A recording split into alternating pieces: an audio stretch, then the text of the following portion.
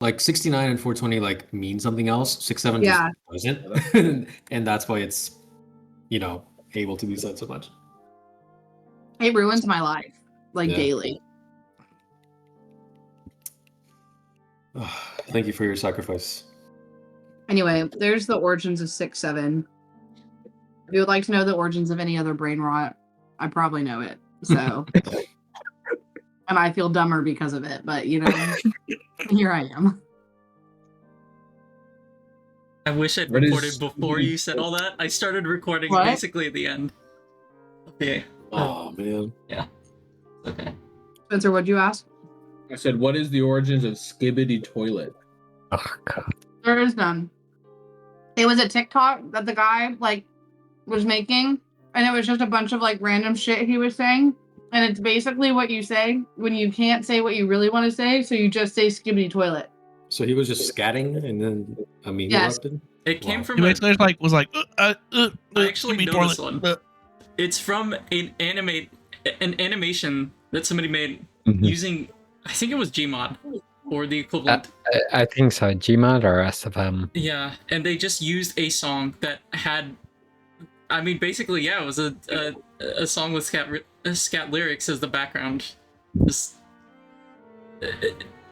that's was not as bad anymore. Well, yeah, I don't hear Skibbity anymore. It's a year or two out, right? Since the advent. Jesus Christ. Yeah. In your classroom of words you are not allowed to say in my classroom? No, because if I put it on the board, they would say them. Yep. It's reminding them of it. Yeah. I remember when a kid told me he wanted to see the Skibbity Toilet movie, and I felt something die inside of me. Oh, God. He made a movie? I have kids who come up to me every day and they go, Miss Wolfong, are you aura farming? And I'm like, get out of my class. Oh, my God. Please leave me alone. Or Miss Wolfong, you're glazing then. You would never glaze me like that. And I'm like, all right, that's enough. It's not glazing if they turn in their work and get a good grade. You don't do anything. That's not glazing. They just actually do what they're supposed to do. I had a kid tell me I was targeting him the other day, and I blew up on him. I was like, oh, I'm targeting you? Me? When you walk in every day and don't do what you're supposed to do every day? When I have to ask you 3 times to get your binder every day, I'm targeting you? You're targeting me. Tell them. Listen, that's the only way to teach middle school is to just be as crazy as they are. Yeah. Have you found me a job yet? No. You haven't applied in Tomball. It's not my job to find you a job. I do so much for you as far as the education world goes. It is not my job to find you a job. I will be the best reference ever, but I am not finding you a job. Friends help friends get employed. Don't act like I'm not the reason you passed that test. You are correct. And it's on record. It is recorded for all. Rose, I would like that recording just that. So anytime Spencer bothers me, I can just send him that. It'll be in the recording. Just gonna blackmail him. Soundbite. Freaking. Just me saying you are correct. Yeah, just that Yeah. actually. I just want that. Need one of those red Your buttons. cameras are right on top of each other, by the way, so it's very easily clippable from that just that part of the video. Excellent. Yeah. Spencer, is that the hard Mountain Dew? Of course. Dude, I want This to try it is- so bad. What? It's so good. You have to get, if you have an option between the regular and the Baja Blast, the Baja Blast is so much better. But the gas station I was at to get my pizza only had the regular. Product placement, not a sponsor. It's zero sugar. So the only calories are the calories from the alcohol. So this whole thing is only 200 calories, which for an alcoholic beverage is very good. Didn't you just say how you're like 2,000 calories down?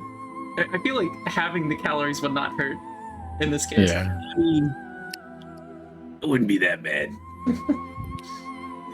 But over like a length of time, Yeah, that's true. But also wasting your calorie intake on liquid, it feels bad. Like it makes you feel really bad. It feels bad. Especially like when I have a really good day and I'm really good day eating wise, and then I want to drink and it's like 400 or 500 calories. I'm like, that it ruins my deficit for the day. But Just drink vodka. Yeah. it's Look still at 100 calories a shot. Per shot? No way. Yeah, Shit is it's dense. insane. It is insane. Same I with thought it was like tequila. the lowest calorie. I thought it was like the lowest. Still a lot. I think mezcal is the lowest calorie, technically. Was it? Have you guys seen the I hillbilly don't know why I shot? know that. The hillbilly shot. Have you guys seen that video? Nope.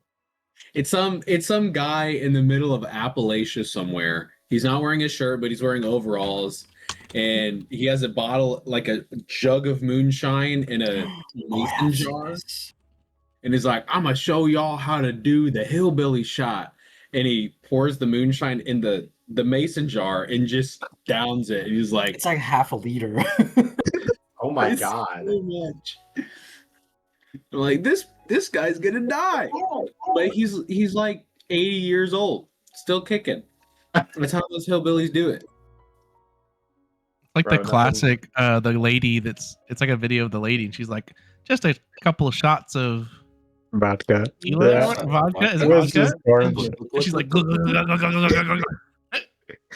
that turned into such a meme. Like that got redone 1,000 times. Oh, I guess that would be another new word. It's no longer memes, it's brain rot. That's the replacement. I feel like brain rot is separate though. There's a separation where there are memes that then transform. They cross the line, the barrier into Mhm. brain rot. But most stuff said in a middle school comes from the brain rot family. Oh, absolutely. True, I wholeheartedly true. agree. Like troll face, quality meme. Overly attached girlfriend, quality meme. Mhm. Anything related to Fortnite, brain rot. Have you all heard of ballerina cappuccina? No. Do we Okay. want to? No. Okay. You're like, I feel like this is just I know us what you're talking getting about. old. Or Tum to Horror. Y'all heard of them? Not That I've heard I don't know what it is or So why, but yeah. it's Italian brain rot. Mm. And last year the kids were really obsessed with it at the end of the year.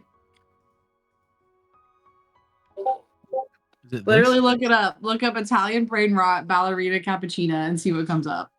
Yep, that's her. That's her. I sure do The love other one you D&D. said?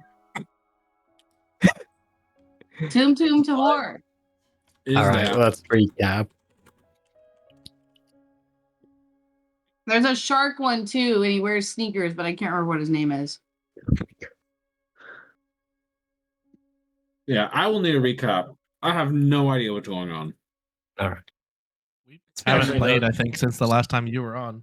Spencer has to deafen during the recap to be accurate to his character. That's how it works. He was here last time. Oh, he was here last time. You're right. You were the last time we played. You played with us. Like it's been that Yeah. long. That's crazy. It's been a minute. We were checking out the library thing, Mm-hmm. killed some Mhm. spiders, went down to the crypt, and Vitruvius floated upside down and like Like the floor puzzle, like it was a inputted the piano. code. Yeah, playing chopsticks or something.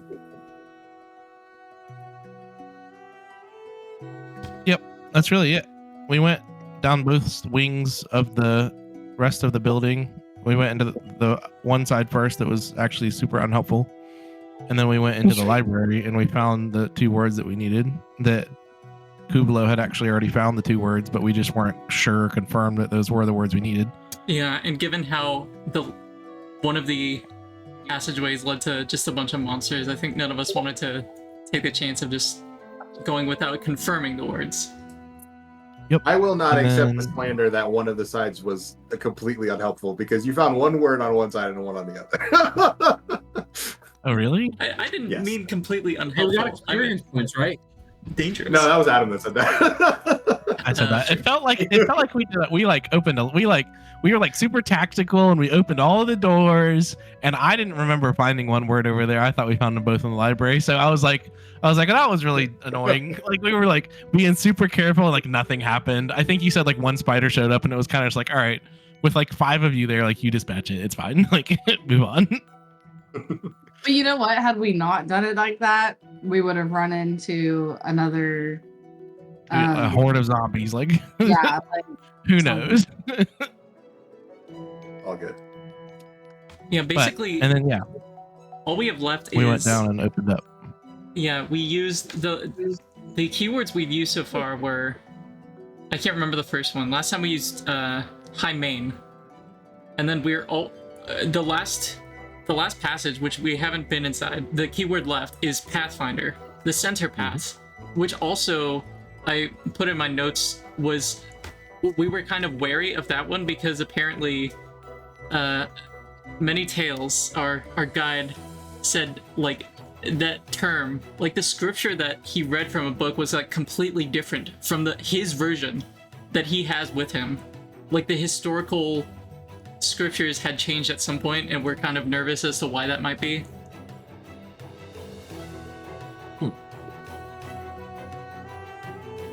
Oh. Something just a note for everyone individually, I guess.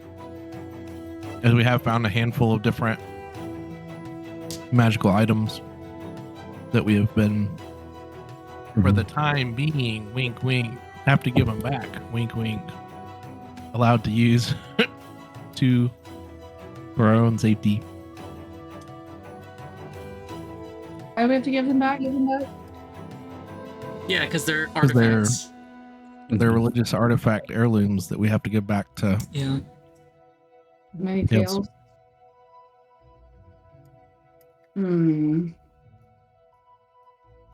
Are you suggesting that we murk this guy so we can keep his magic shit?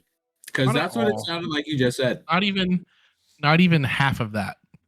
Just the keeping it part would be nice. I was not suggesting murking the guy. You meant 75% of that?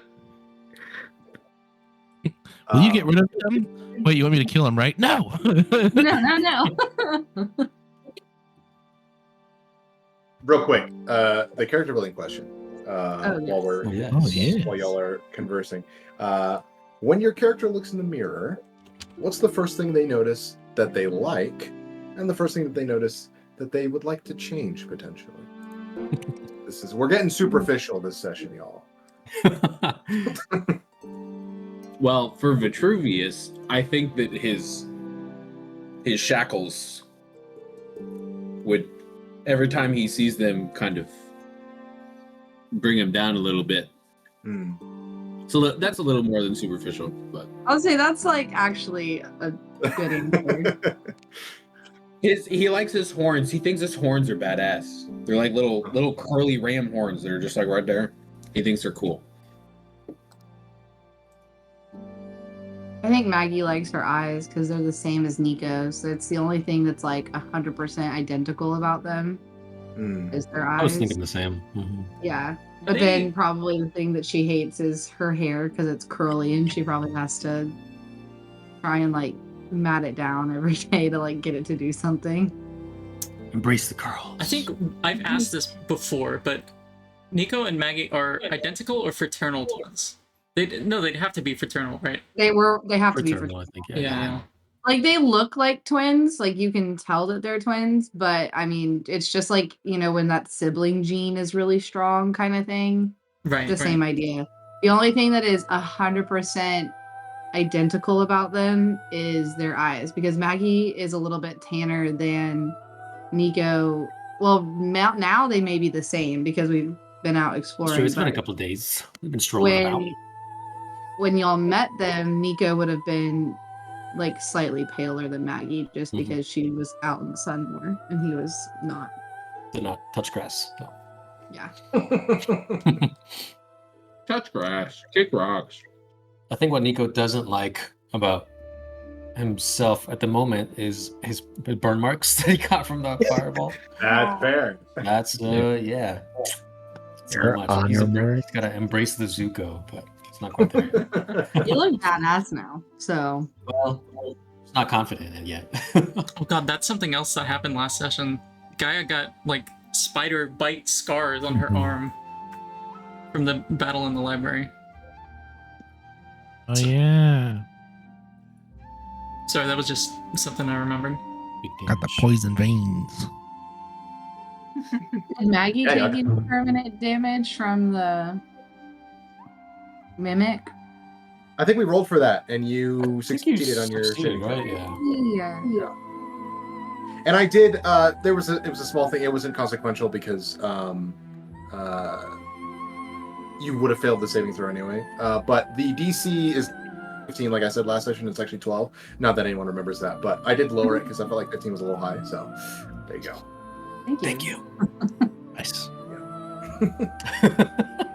Especially considering Like, how quickly working we've. people. He keeps it at 15. Well, Yeah. I think I had lowered it before Nico got his scar. I think it was after a couple sessions after the first one happened. I was like, that might be a little high, so I think we're good. But I just had forgotten I changed it. Can I have the normal Considering how DC? quickly and how many times we've had to roll that. Mason, do you need to give us an above table disclaimer like Brennan that this world is not necessarily balanced? Bro, that was so badass. Dude, it was pretty cool. What a cool moment. I technically already gave you that disclaimer in session 0, I believe. I was like, Mhm. we're more experienced this time. I'm not going to hold your hand, Fireball! I think Nico and Gaia learned that very quickly when Yeah.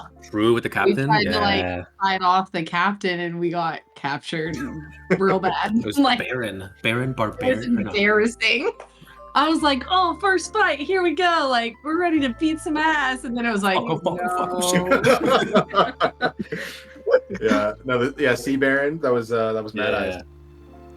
You can take your 9th level spell and shove it up your ass. Yeah, exactly. All right. Yeah. Cool. Does anyone need any more reminders of what's going on, or are we good to? Can I just get an update of where we are right now? Like, I can do that for you right now. Indeed. I think we opened the other smaller half chamber.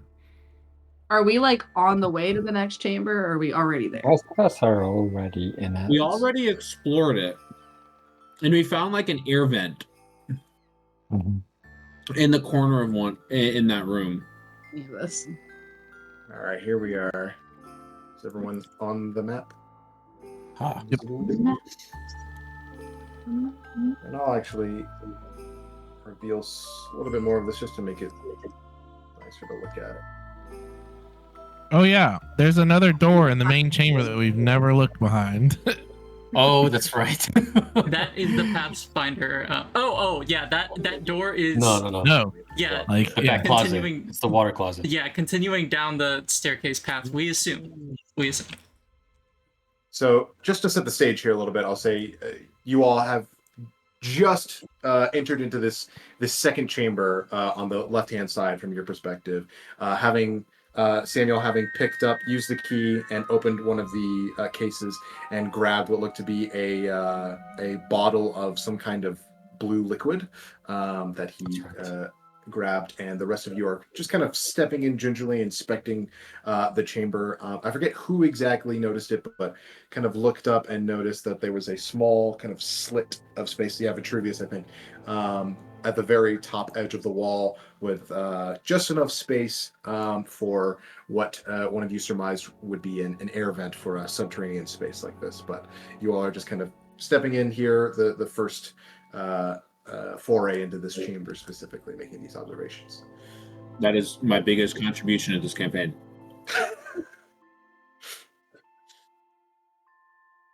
With that, what would you all like to do? Blandon and Gaia and friends kind of hanging back currently. I think I had just pulled that potion or whatever vial liquid into my gauntlet. Okay, gotcha. I think I had just done that too.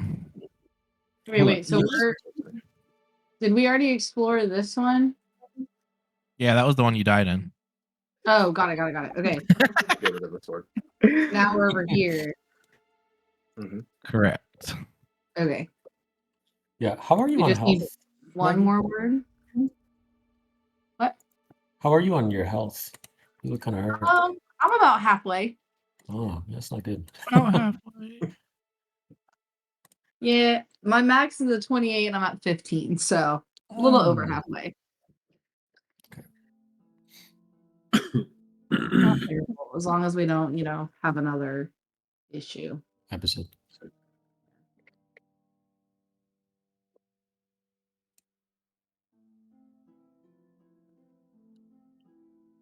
I still have a lot of correctly. my stuff. So should we explore that vent? Or are we leaving it alone? In the back corner there. Yeah. I'll go. Don't worry. I was like, listen, I've done my part today as far as entering rooms without being double checked. I don't really Having want been the only person I think that actually watched like that one shape come off the wall and the other one turn from a chest into a monster and all that stuff, can I like try to gauge if I see like anything similar like on these walls or anywhere? Yeah, make a perception check for me. I'm so great at the. If he's moving forward, I'd also like Oberon to flip from. I think he was chilling on Nico's chair because that's where it's comfortable. But I think Oberon will fly to Samuel's That was shoulders. very good. Oberon's gonna fly where? Sorry. To Samuel's shoulders. Join him Okay. if he's going forward to peek into anywhere. Gotcha. Is there a little bird icon? We have just a stand-in token for him. Yeah, I don't have a set token for my familiar because they can change shape. I should just pick a bird one because I feel like he's pretty much always going to be a bird. Here, this'll. Where did that go? I can put the little wing icon on my shoulder. No. Yeah. Okay. So with a 3, Samuel, looking around, you kind of squinting a little bit. It's pretty dusty in here, and there's kind of like spider webs across the center of that hallway there. You can see kind of stretching across that are kind of obscuring your view a little bit there. But you're pretty sure you don't see anything similar. Yep, we're clear. Can I? Are there any stones on the ground, like loose stone? I would say you could probably jostle free a small pebble from some of the stonework here. Cool. I'm gonna pick it up and cast light on it, and then toss it like into the center here. Okay. You toss it, kind of bounces a handful of times before coming to rest. And did you? I mean, those of you that have actually do any of you? No. Asmar have dark vision, right? I always forget. Yeah. Yeah, we do. Yeah. Okay. You could already kind of see into the chamber with your dark vision, but now it's illuminated full light. And so you can see very similar to what this map looks like currently, just like a number of other spider webs, these other 2 pedestals that appear to be empty. And there's just like, you can clearly see there's bits of that gray mutation kind of coming in all over the place, but seems to be like a hot spot at the back edge of that chamber where that kind of crumbling stone is there. Okay. Is there any way to cross? It doesn't really matter, but very briefly, is there any way to cross under or over the webs that are stretched across the chamber? Or is it kind of like a full wall of webs? It's pretty much takes up that whole thoroughfare. There is like a small gap at the bottom that you could like, if you really didn't want to touch the webs, you could probably like crawl through. If it was just like easy just to like duck really quick or climb over, but other than that, I'll like cut through it. Okay. Gotcha. You do so. These webs are notably not as expansive as some of the others you've seen. Okay, cool. Not as I'll thick. push through. into kind of the center of the space there, and take a look at the, not like right next to it, but take a look at the hole in the back wall, I guess. And if there is really nothing on those two pedestals, or if there was just something really small on them. Okay, gotcha. Go ahead and make an investigation check for me. Is everyone else just kind of hanging back watching Samuel do what he do? I think Yeah. while he's doing that, Nico will turn to Maggie and just say, before we go any further, and I'll place my hand on your wrist and do lay on hands. Oh, thanks, pal. Or healing hands, excuse me. Healing hands, the ASMR feature. Yeah, hey, you're not a paladin. Get out of here. Sorry. And I'll give you 3d4? Yes, 3d4. Would Oberon be able to help assist an investigation check? If he's right there on Samuel's shoulder? Maggie, you get Sure. 7 health points. Thank you. I'll say just have Oberon make a perception check. Okay. Or yeah. I'll have him make a separate perception. Hey, 17. Okay. nice. Not bad at all.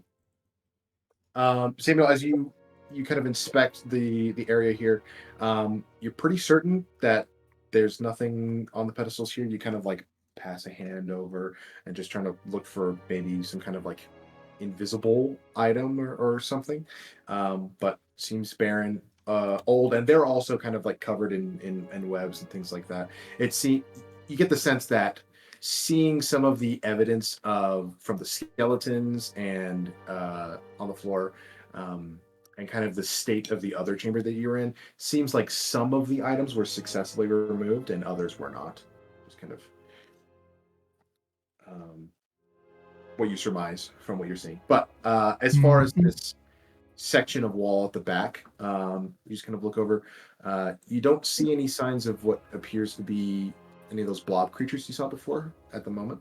But you can see there's like a little bit of breakage here, and you can get a little bit of a view through the construction here into what appears to be like shadow beyond, but possibly a little bit of space within. Can I pick up, like, from the center of the room, can I pick up that pebble that has the light on it and like toss it in the hole? It's not big enough for like, there's not like a large hole. It's just like little pockets here and there that you can kind of see through some of the destruction. But you yeah, have does to, there seem to be like a void on the other side, or is it kind of just like a crevice? Yeah, it seems like just like a crevice that maybe leads to either a chamber or a space beyond. But as far as you can tell, currently it doesn't seem to be like necessarily a void. But you haven't gotten a really close look yet because you're still a couple feet away. But All the damage here is, Yeah. it looks like cracks that have been like widening, forming because of the great mutation. precisely, yes. It's been like growing, like ice in a crack, just like growing out and spreading it. Kind of, yeah. And you know that the Great Mutation compromises the integrity of like of stonework, that kind of So thing. it decays, right? Yeah. Yeah, exactly. So it's much weaker now, and you get the sense if you even threw the pebble at it, it would probably crumble in some places. Okay. Can I actually I have a freaking 10-foot long weapon. Can I just like stab at it? Yeah, go for it. I'll say you don't even need to roll as you take your I'll just kind of shove it essentially. Like I'll push it against it and just like push it. Yeah. As you do so, you hear the crumbling of brittle material as a large section of it just kind of falls down onto the floor, just kind of scattering on both sides. And you can see it opens up into what appears to be, at first glance, just like a small natural chamber. And then the entire temple falls on it. It's a great job. Yeah. Sorry, Tails, did you want me to wait for approval? Tails is all the way in this other room. I'll say he's like gingerly following behind you all as he has been. And he just goes, go for it. All right. And I'll still, like, I'll say I had that light, put that pebble with light on it in my hand. When I poked it, I'll just toss it. Okay. Toss it in. A little closer. See what I see. Okay. I assume I didn't have to get closer, but I'll kind of step up and a little bit to the side so Nico can see and cover me if needed. I got you. Okay. Wonderful. Oh.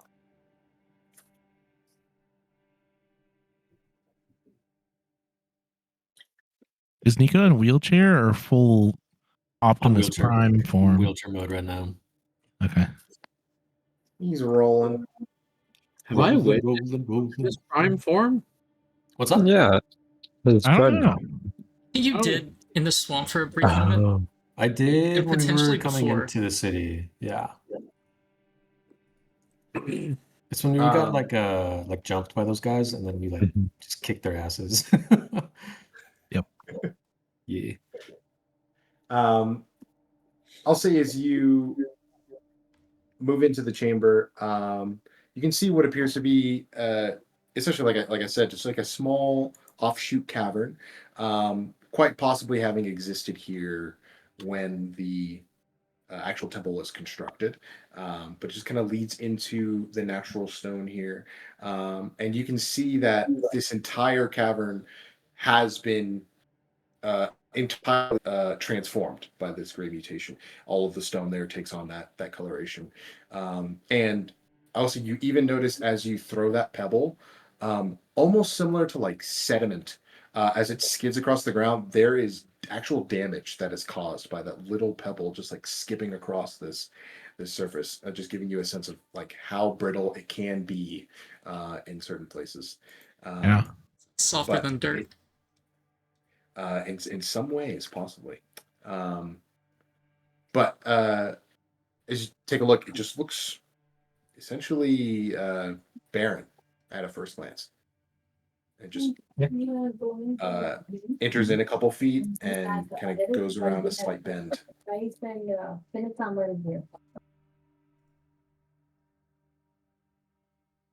Okay. Do I get like, can I mean, there's nothing moving or anything. Can I poke my head in and look up, down, around?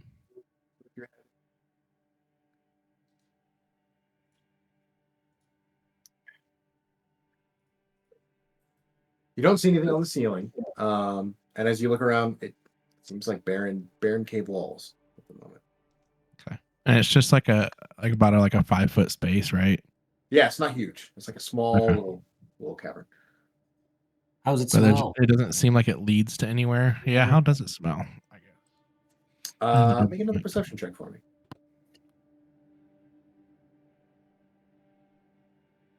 Actually, you don't need to roll. You don't need to roll. Okay. You just kind of take a sniff. Smells kind of musty. And I'll also say you catch the scent of like old moisture, which has kind of been out throughout this whole place. But possibly a little bit more concentrated.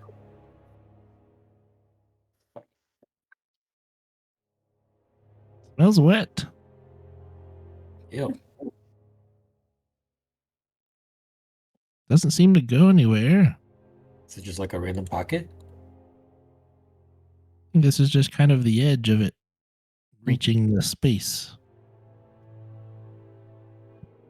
Can I poke the soft ground with my weapon? I don't want to step in there. Yeah.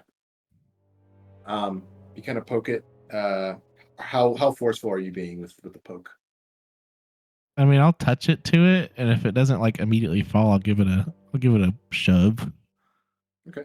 Kind of tap it a little bit, and kind of give it a little bit more, and your glaive just kind of begins to crack just like the surface of some of this material. It's still looking at like having looked up and around, like it doesn't seem to like physically lead to any more openings right now, right? Not that you can see currently. There was potentially like a little bend that you can see at the end, maybe about 10 feet down.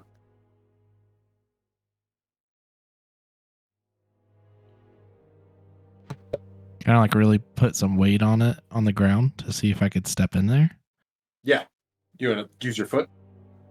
No, I'll just like really really lean into like shoving into like the weapon. Okay. You really kind of lean on it, put some weight on it. You watch as the blade just kind of cracks through about an inch or so more of material before it kind of stops and seems to hold. Okay. Oberon will flap his wings nervously. Oh, actually, Kuvalo, are you watching? Woo! Do you want to just peek up ahead there?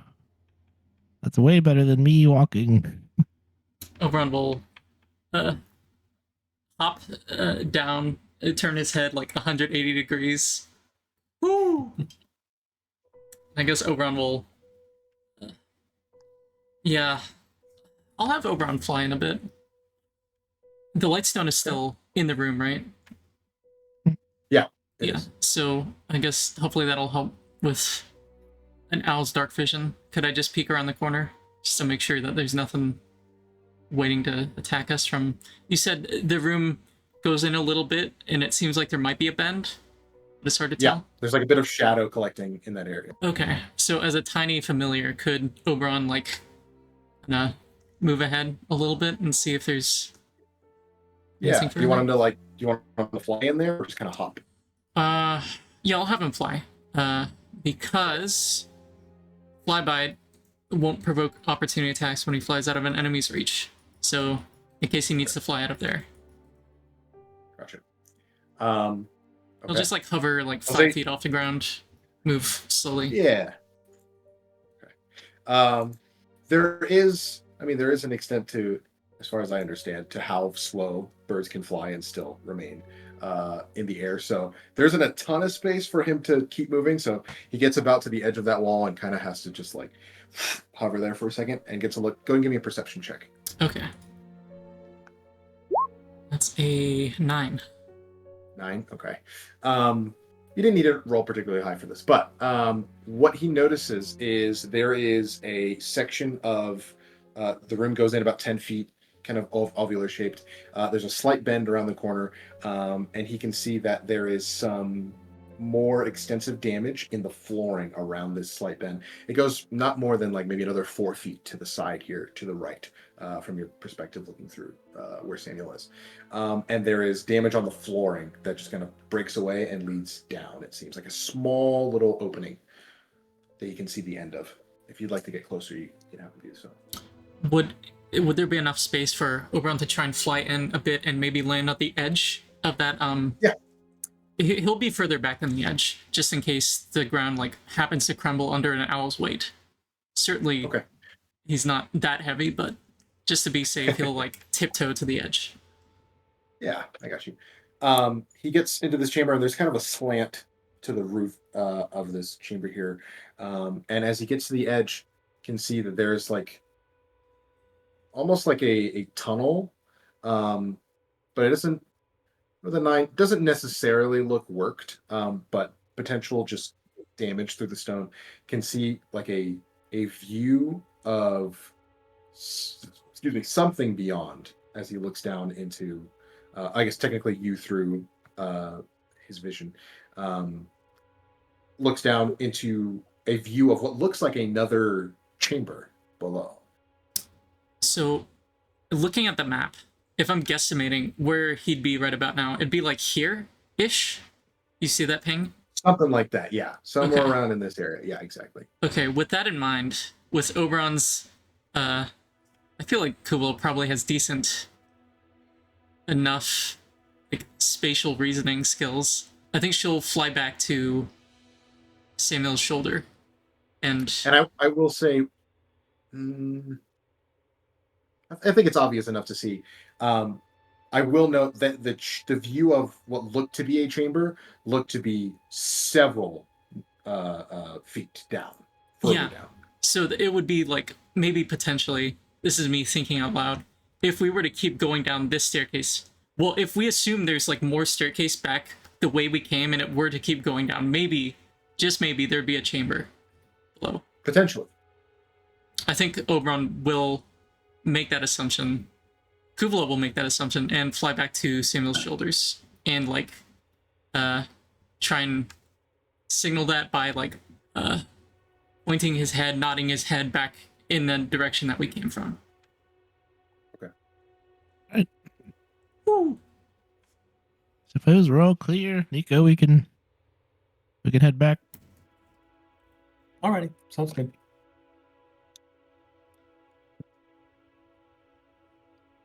Meet back up in the main room. I think we'll make our way all the way back to the main chamber. Okay.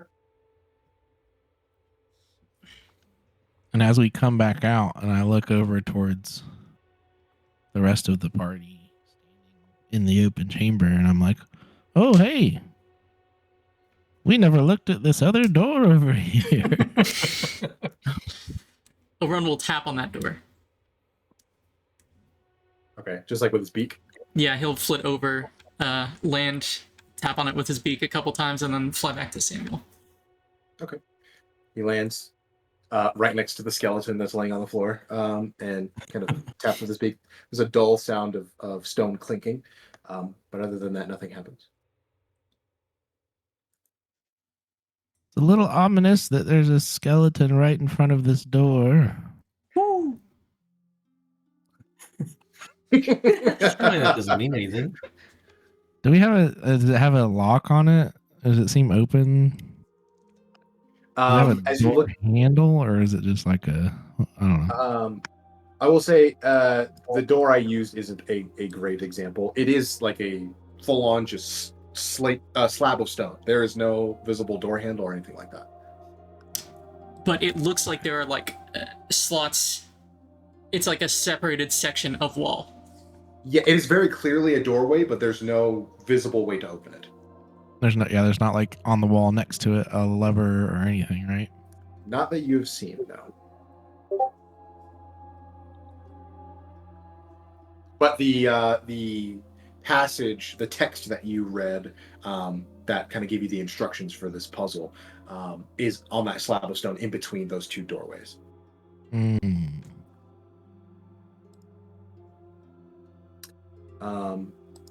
I will say, probably about this time, at the time you spent investigating this chamber and the little cavern at the back, you would probably hear the sound of this door to this chamber closing once more. So, Maggie, I would assume you would have left at this point, but if you hadn't, you would need to very quickly. For sure. Okay, so that door is closed once more. And I'll say at that, Tails just kind of speaks up and just goes, looks like they're on a timer of some sort. Probably smart. Yeah, wouldn't want to leave all those precious relics for grabs. All right, let's open the last room, right? Yeah, let's try it. So last word's what? Pathfinder? Doop, doop, doop, doop. Do you want me to pull up the thing again, or you got it? Oh no, I'm just role playing it. I think that was it, yeah. All right, here I go. Float upside down and Invert for no reason. Okay. So you all watch as Vitruvius carefully. Nope, not that one. Okay. And slowly, carefully presses all of the correct symbols in Celestial. Or so you. Oh yeah, I'm reading it out to him because. Yeah. All good. And you all kind of wait with bated breath for a moment after he clicks the final tile. And then you feel like a slight vibration, and that door also begins to fall. And actually, I'll correct myself, not fall, but in a similar pattern as to the rest. You watch that the hourglass that this figure is holding similarly lights up with fire, and then the door kind of swings open like the other two. But you are met with, as this door swings open, a view of what appears to be another door. Great. Does the door look like a real door? No, I'm kidding. I mean, I think that's an actual question since we just saw it this episode. Yeah. Did I successfully? I did reveal that one. Okay, cool. Could we get a read on kind of what the time interval is when a door is open versus closed? Make an intelligence check for me. Will do. I'll say intelligence or perception, because either you thinking will back or do- you having watched it carefully enough. We'll do perception. 8. You're not sure. It's definitely less than 15 minutes, Oh, okay. but you're not sure exactly how But it's long. not like a It's not minute a or long time. 30 seconds. Okay. No. A couple of minutes at least. Mm-hmm. Okay. Who wants Well- to take a peek? I'll go first.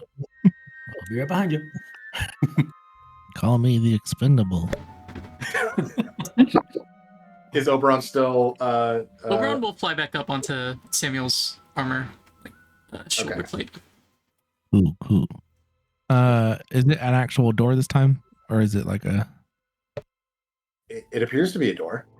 Yeah, Okay. as you can see, it seems to be of a slightly different style as to the door that just swung open, but very similar construction to the door you originally came through. Like the double doors that you saw like destroyed at the entrance to the temple, like these large kind of stone and metal kind of combined doors, but much smaller scale. Is there And a? this one, yeah, I'll say that. Sorry, I think I'm about to say exactly what you're going to ask. This one does appear to visibly have like a lever handle on it. Okay. I will first try the handle. Okay, you try the handle. It kind of has a satisfying scraping sound as it moves within the mechanism, and you push on it, and it begins to move. Open her up. Okay, you do so, and it opens up soundlessly. And as you do so, it swings inward towards, outward from your perspective, but inward towards the chamber. Gotcha. And let me copy this little thingy so that we know that door is open. There we go. And you are immediately met with the sight of webbing being stretched and pulled away as the door moves through. Several pieces of webbing just kind of falling away. And you have a view of a small chamber here. Not very big, so you get a view of the whole thing. Oh, And you can immediately see across the way from you what appears to be a small, actually not that small, but a pedestal with a carving of what looks to be a curled dragon atop it. The surface of it kind of cracked with damage, not sure where from. But also, as you look around the chamber, you can also see several. This chamber is choked with webbing. Just across every visible surface you can see almost throughout this chamber. There's webs all throughout the corners here. Go ahead and give me a perception check in this like initial moment as you open this chamber. Yep. With my keen eyesight. Mm-hmm, mm-hmm. Could I help with that perception check? Yes. Oberon will just give you Go ahead advantage. Yeah, go ahead. Sweet. and do I can see really well within 10 feet. That's much that. better. And Oberon does have dark vision, right? Yes. Ooh. Good. I will say, as you look into this chamber, with the help of Oberon's help, with Kugla kind of looking through, beautifully carved stone altar here, like extreme detail. And looking around, you can see there are, amongst this webbing, it is so dense. You can see it's multiple layers of webbing here. But as Oberon looks and you look through Oberon's eyes, Kuglo, you notice that there are particularly denser sections than the rest that, from your knowledge of the spiders you've encountered in the Feywild and other sorts, you immediately recognize as egg sacs. And you, I'll say with a 16, you can see there is not just webbing within these dense layers. There are thousands of small little spiders just kind of sitting, waiting. I'm gonna push to the side of the hallway immediately, like Yeah. back against the wall, and just be like, Nico, Maggie, kill it with fire. Fire in the hole. Fire. All the fire you have. In the room. Kill with Wait. fire. For real? Now.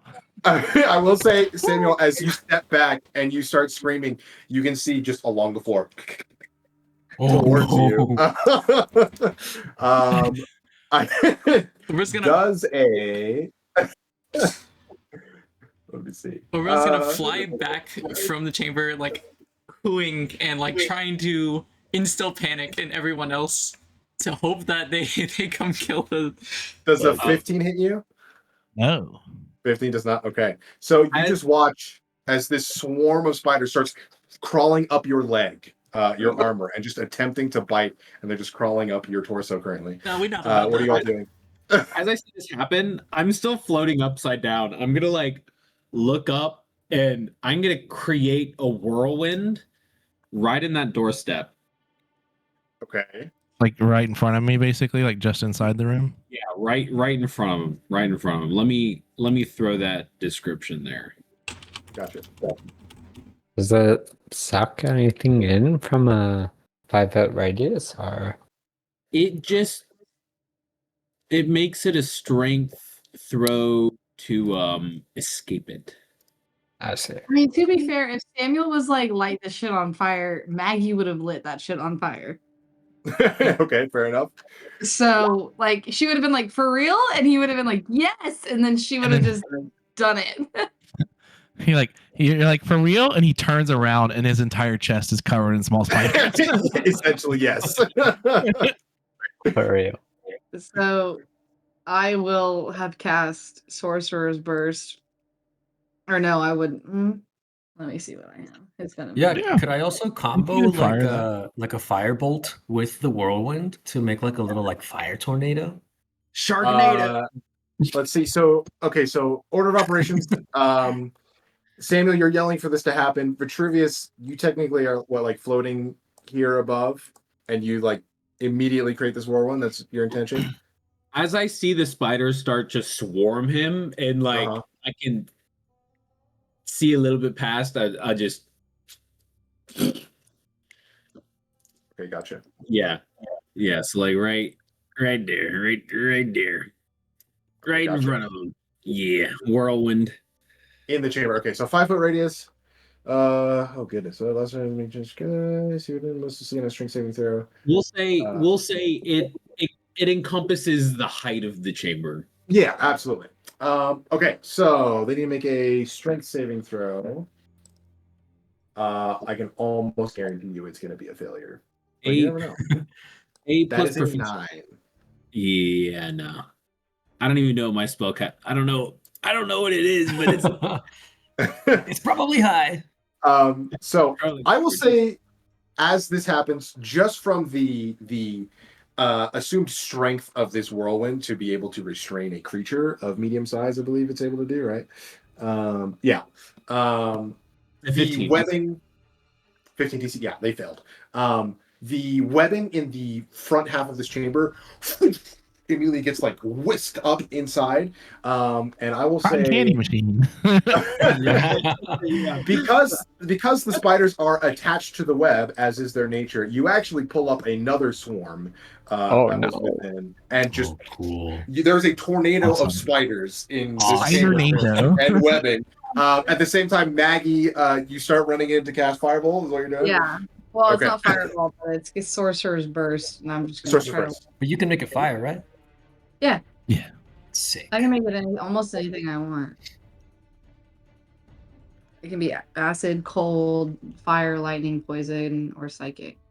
And Samuel, you're just like, are you just up against the wall currently, or For the like, moment, yeah. trying to make way? Okay. He's like, she's about to light this shit on fire. Let me get Oh. out of the way. I'll like Okay. next turn do something. I am gonna just basically take a turn to just like dodge. Gotcha. There's like a handful of spiders, like a good amount of them got blown off from the wind, but there are a couple like hanging on, like trying to crawl inside the crevices of your armor. 2 legs holding on, the other 6 flapping. Okay, awesome. So go ahead and give me an attack roll, Maggie, on that. You will have advantage because they are restrained. Let me just roll again. 16. Ah, Oh, That will any hit. 8s there? And then, Oh, that's to hit. yeah, it was just a hit. Damage is a 4. 4 points of damage. And I'll say, because they are restrained in a whirlwind, I'll say you deal damage to both swarms, because why not? So 4 damage to each of them. Nice. Okay, is anyone else doing anything? I was trying to throw a firebolt at the whirlwind. Yeah, let's see it with advantage. Awesome. Fire in the holes. There's only a 9. That unfortunately is not going to hit. No. I'll say, as magic is wont to do, doesn't always come out exactly as you intend. And I'll just say this firebolt isn't quite strong enough to withhold the winds of the firebolt. It actually gets put out as it gets towards the wind there. Cool. Okay.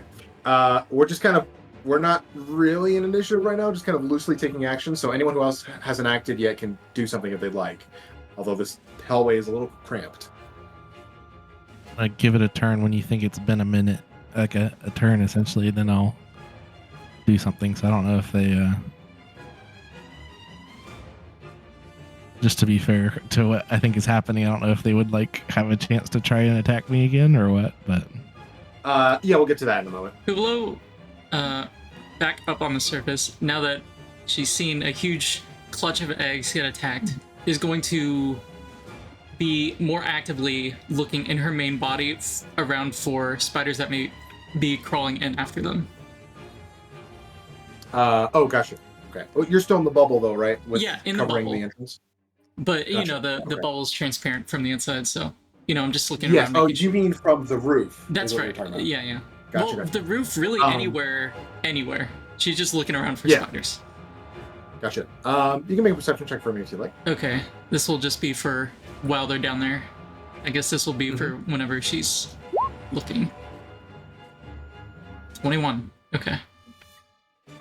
21, nice. At the current moment, you don't see anything that seems to have changed in your chamber. Okay.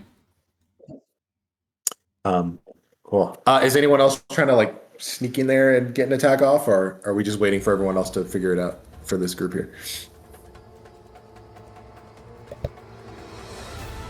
I feel like the only thing that I could do is just throw in oil. You can do that if you'd like. Fire NATO.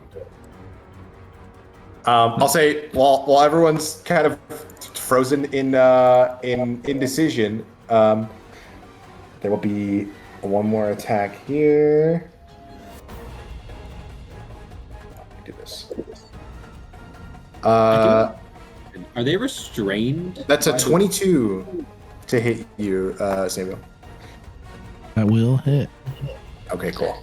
So A noticeably smaller swarm thanks to the whirlwind, but you take 3 points of poison damage. I have a question. Would that swarm have been restrained by the whirlwind? Yes. Are there any? I guess I don't know. What are the? Does What a does creature restrain with do? restrained have disadvantage on attack rolls? That's correct. I'm ruling this as the swarms have the swarms have a condition where they can be bloody and they deal less damage. So I'm saying like you pulled a vast majority of them off of Samuel, but there's just like a couple stragglers just holding on to him. I'll say once he takes his turn, he can wipe them off of himself and he's good. But just a little. Is I can't remember.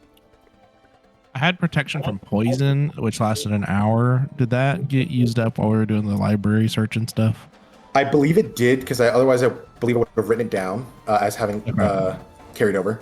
I think it that did, being yeah. said, Last session I think lasted an hour Tiny and a Hut- half, so I think it would have Yeah. faded by now. Yeah, that's fine. I mean, it's 3 points. It's not a huge deal. I was just curious. Yeah. And then just to that point, Tiny Hut, I have 3.5 hours left Yeah, as yeah. of the top of this session. Same. Okay, and then Maggie, you still have 6.5 of mage armor. But yeah. People are just hanging out upstairs. Wait, if we've Oh. we've been down here like 4.5 hours now. Jesus. Been a while. Having pretty much what you just described, like having gathered himself for a second there and wanting to just kind of repel everything away from him, Samuel gathers himself and then like black, dark, misty just kind of like emanates from him a little bit as he does dreadful aspect. Okay. His channel divinity to try to frighten all the spiders away from him. Okay. like taking his fear and like turning it back on them and being like, no, you're afraid of me. What's the It's the range? Wisdom save of 30 feet. Within 30 feet? Okay, so that'll actually get the other swarms you haven't seen yet. That's kind of what I figured. Fantastic. Okay. DC 15 wisdom save. Wisdom save. Here we go. That's a 0. That is a 5. That's a 15. Is that what's your DC? It's 15, so 15? that one. Okay. beat it. And an 18. Okay. Okay. So, you have no real visual help for you to know if your spell took effect, but 2 of the swarms are afraid of you. Great. So, let me see, just make sure there's nothing. As he's doing that, can I like still upside down, like float up and above Nico and try to get like above Samuel so that I can see the whirlwind better? Because I would like to move it as an action whenever I'm able to do that. Yeah, you can do so. Share a space or something. Yeah, you can get a little higher. The chamber is high enough for you to be able to look over. Yeah, so that's it. They're just regular fighting rules that, you know, whatever, they can't move towards me, they can't attack me without disadvantage, whatever. For 1 minute, and they can only try to save from it if they get further than 30 feet away from me. So I don't even think they can do that actually. No, they can't. So yeah, they're just scared of me for 1 minute. And once I'm up above Samuel, whenever I can, like in the order of things, I want to move the whirlwind in around the room. So I'm just gonna like snake around. Okay. It moves 60 feet. 60 feet. Yeah. So okay. around. I'm just gonna have it just oscillating circularly, gathering everything up. I love it. Awesome. I love it. So I'm gonna make 2 more saves. It's a strength save, correct? It is a strength saving throw, DC 15. Fantastic. That is a fail, and that is another fail. You have all of the spiders and all of the webbing in this whirlwind now. Just cleaning up the room. Awesome. frightening.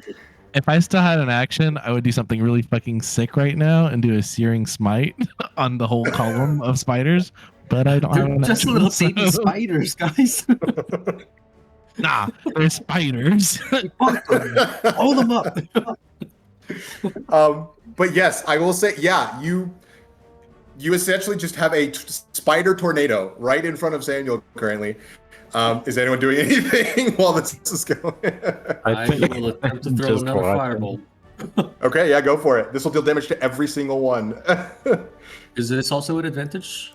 And you know what? It will be an advantage. Let me double check one thing. Sure. Whatever restraint to give them. They're not just spiders, Daniel. They're spiders. Okay.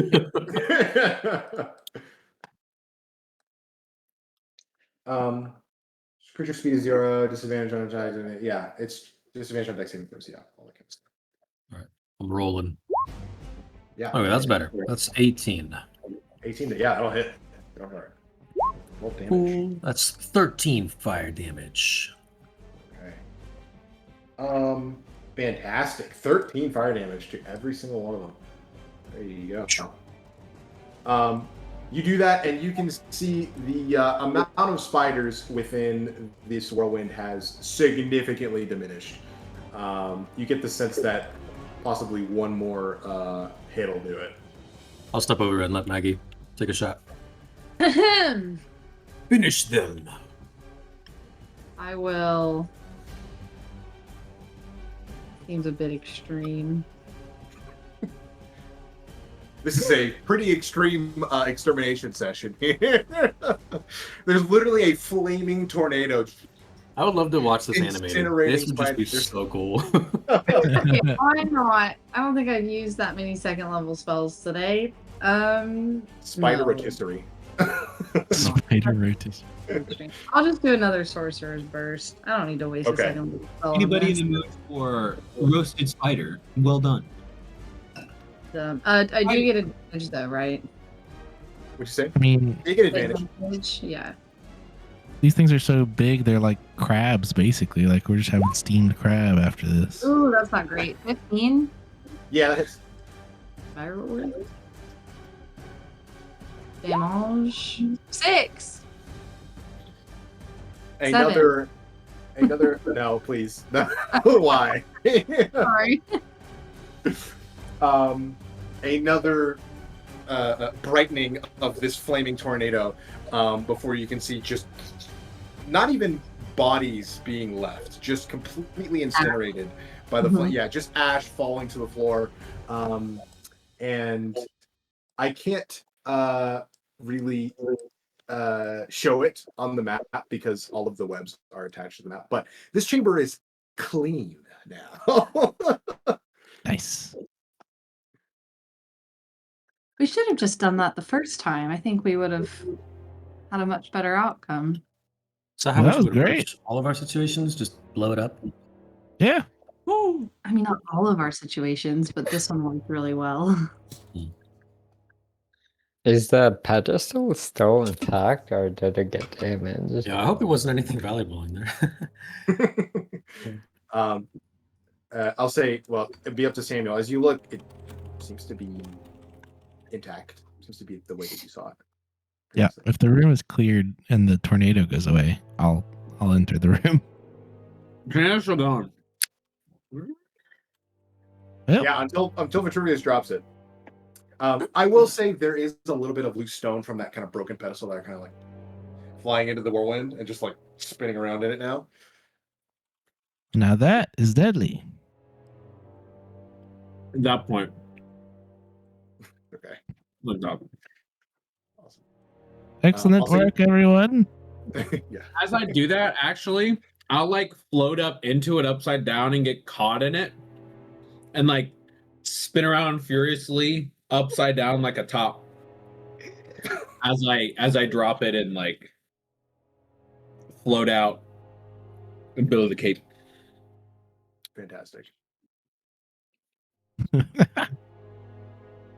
imagining Epic. As the whirlwind dies down. Yeah. Isn't that like a Mario Kart thing that can happen, where you get caught in a tornado and just completely spiral upwards? I'm imagining so, that yeah. pretty much. Mhm. The scent of burning is very evident in this chamber. That was some serious teamwork, guys. Good job. That was fun. We're getting pretty good at this.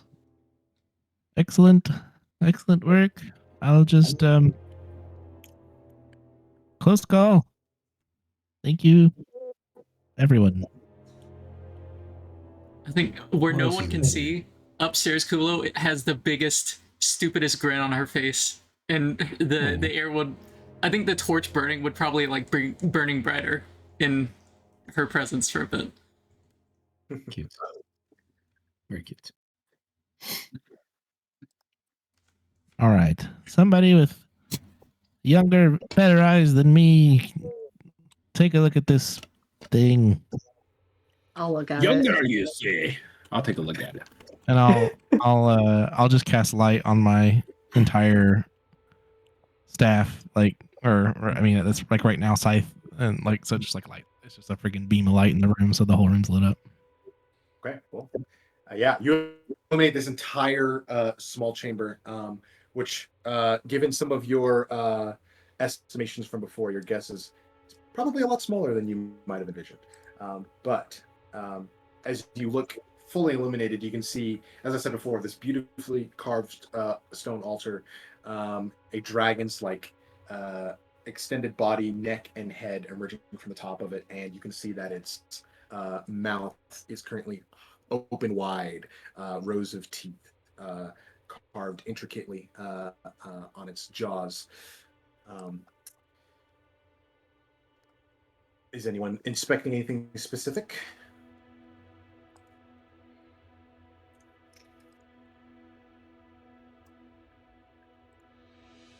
When we're on, we'll I'll just look and see if there's any like similar markings on it, or if there's any words or anything like that. Maybe even just like assistance from Tails. Tails, the coast is clear. If you wanna come on in. All right, I will. As they start looking around, I'm gonna start playing some background loot music in a little tune, and I'm pretty sure it's not this.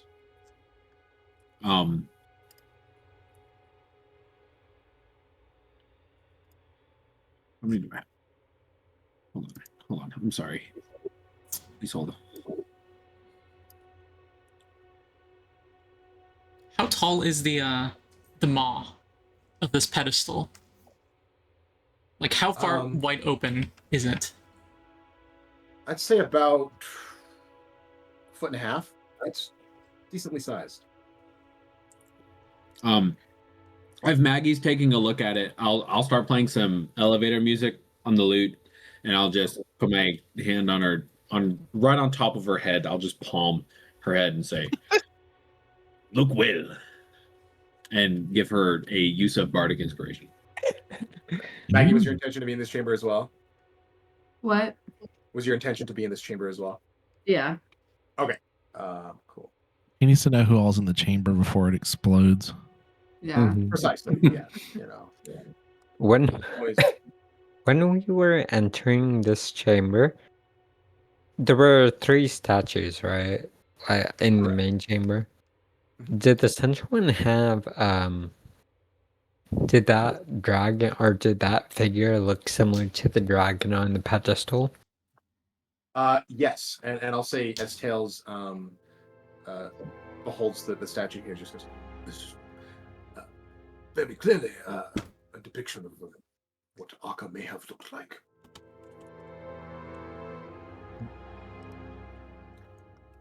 Do you want me to roll an investigation check? Yeah, go for it if you're heading things up here. What does Bardic Inspiration do? It just lets me re-roll it, or I have to use it before I think it gives you like a D8. It gives you a D6. D8 on any roll 20, Okay. on any D20 check that you make within the next hour. If you fail. Okay. On a fail, if you fail it. Okay. So I don't have to use it right now. No. Oh shoot! Sorry. My bad. You can roll with advantage if someone's helping you.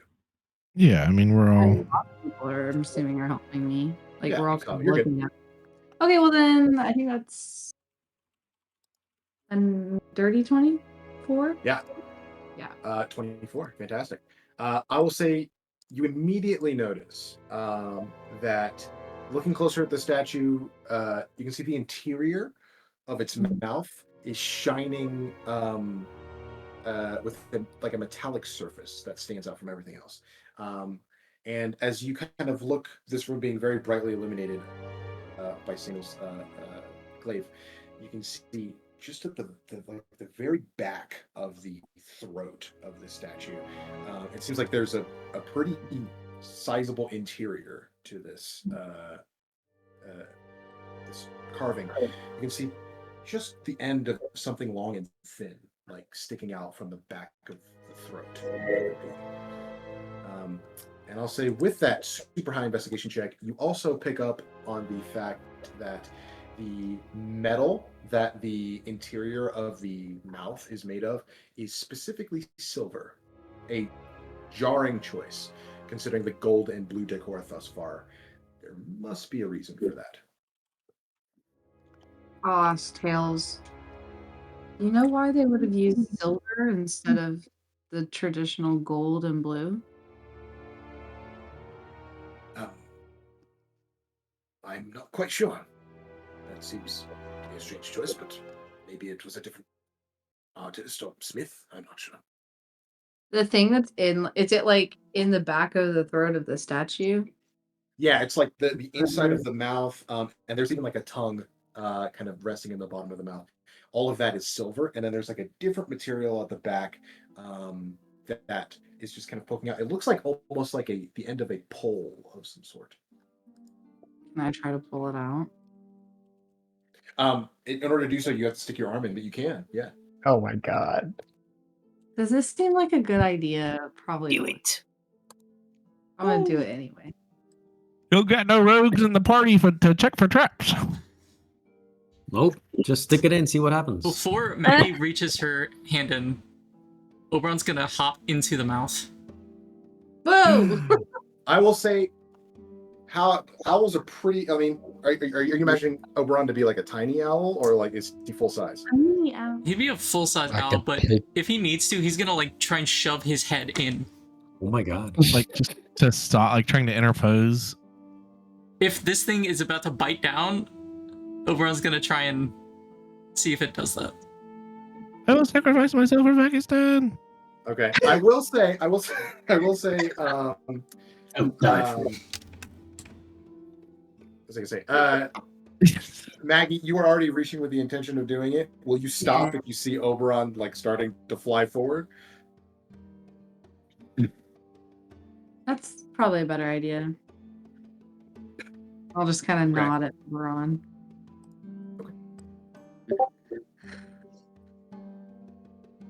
Okay. So Oberon, does he get to stick his head into the mouth or not? I will say Oberon will need assistance in order to do this because there's no real I'll help ability him. he doesn't have hands to like grab and pull himself in, so someone will have to like stick Oberon in essentially. Is Oberon gonna be cool with this? I don't feel like he Oberon would is be cool clearly with trying Uh, to stuff himself into the dragon mouth. it. Okay, I'm gonna try to help Oberon. He'll probably Okay. like kick his little owl legs, but is not trying to stop you. Okay, gotcha. Fantastic. As you place Oberon's head crosses the threshold, push him a little bit further in, and it's starting to get a little tight. And like you're being careful not to put any part of yourself in there. You get him as far as you can without. Why are we doing this again? I don't know if he putting would. it- I should. and nothing occurs. Oberon is just sideways in this. This feels tube. like cruel and Okay, I'm gonna unusual. pull Oberon out. Be like, thanks, buddy. Once he And, gets like, all the pull way him out, out. he's gonna two, and then like kick his legs more to try and get I'm up. like, I'm gonna pull him out. And then, seeing that nothing happened to him, I'm gonna reach my own hand in there and It's try not and. the I will cleanup say- that we needed art of. I'll Those- say, as Oberon you're is pushing stuck. He's like, Oberon, as soon as he comes out, it just there's a very stoic look on this I'm owl's just face. gonna look at him and be like, I'm so sorry. I don't know. And I'm just Um, I'm sorry. And I'm gonna just be like, thank you. And then I'm just gonna reach in and try to grab the I'll tool say- or whatever. as this is happening, you absolutely notice a mortified face on Tails, given his relationship with the bog dog. Is just like, I cannot believe you just did that. But also, as Oberon's being pulled out, Kuva, you absolutely hear through your telepathic connection with him, just go, I have never questioned one of your orders before, but just doesn't finish the sentence. But Cool is definitely thinking to yourself, I probably should have okayed that with him before. I know that's what I was like. on It's over. instinct. Like I don't. okay, Cool's probably gonna have to have a long conversation with Oberon earlier, but Oh my god.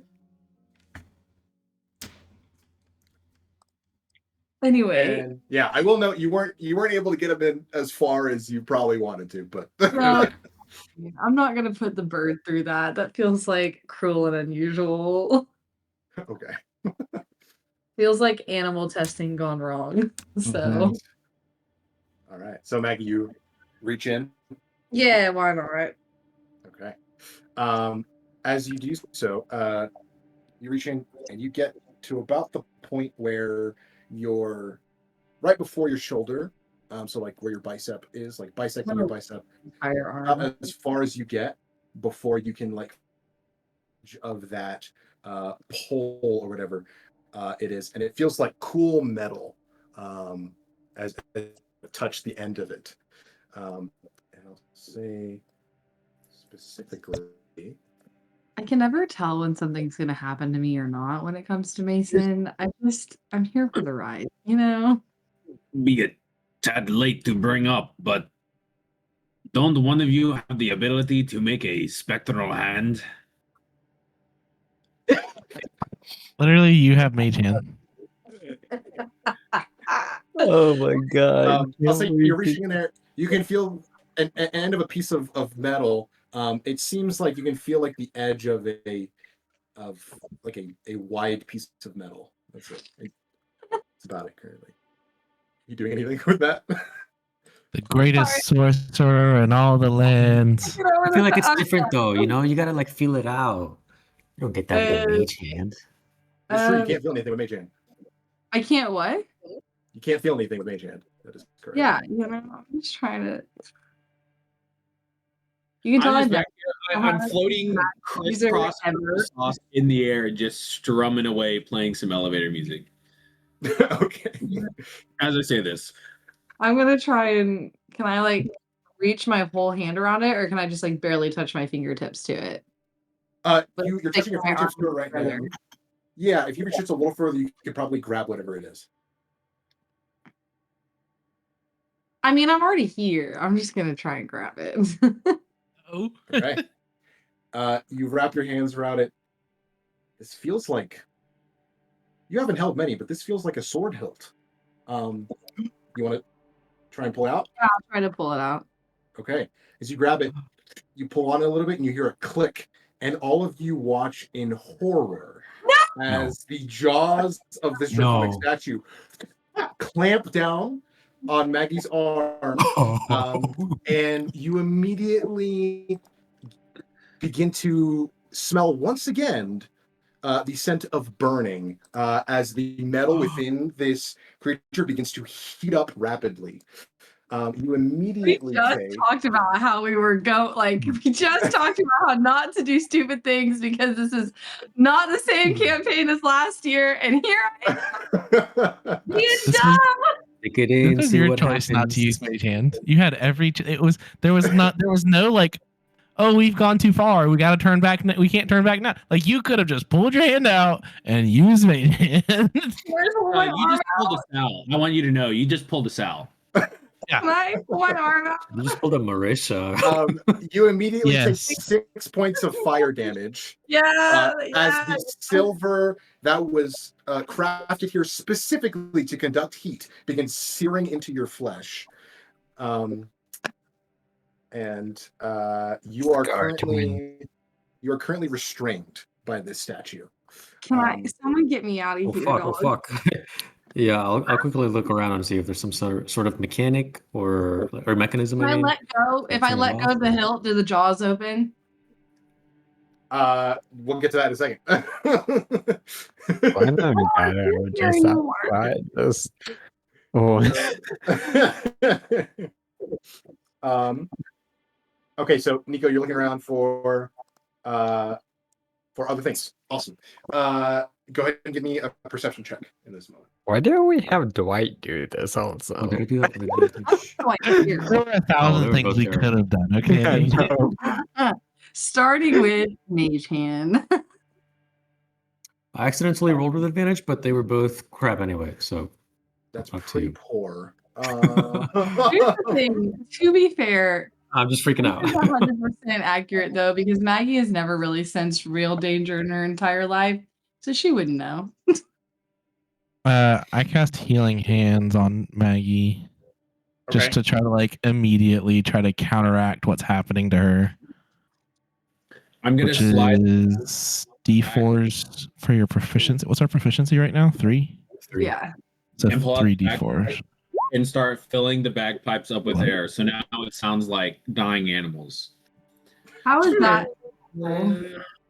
Oh my god. Okay, to be fair, I'm almost back at full health, so as long as I don't lose this arm, we're good. Oh, was that more than half your HP? No, not at all. Oof. Okay. I'll say, is anyone else doing anything in this moment? Nico used your turn to look around. Tails is screaming. I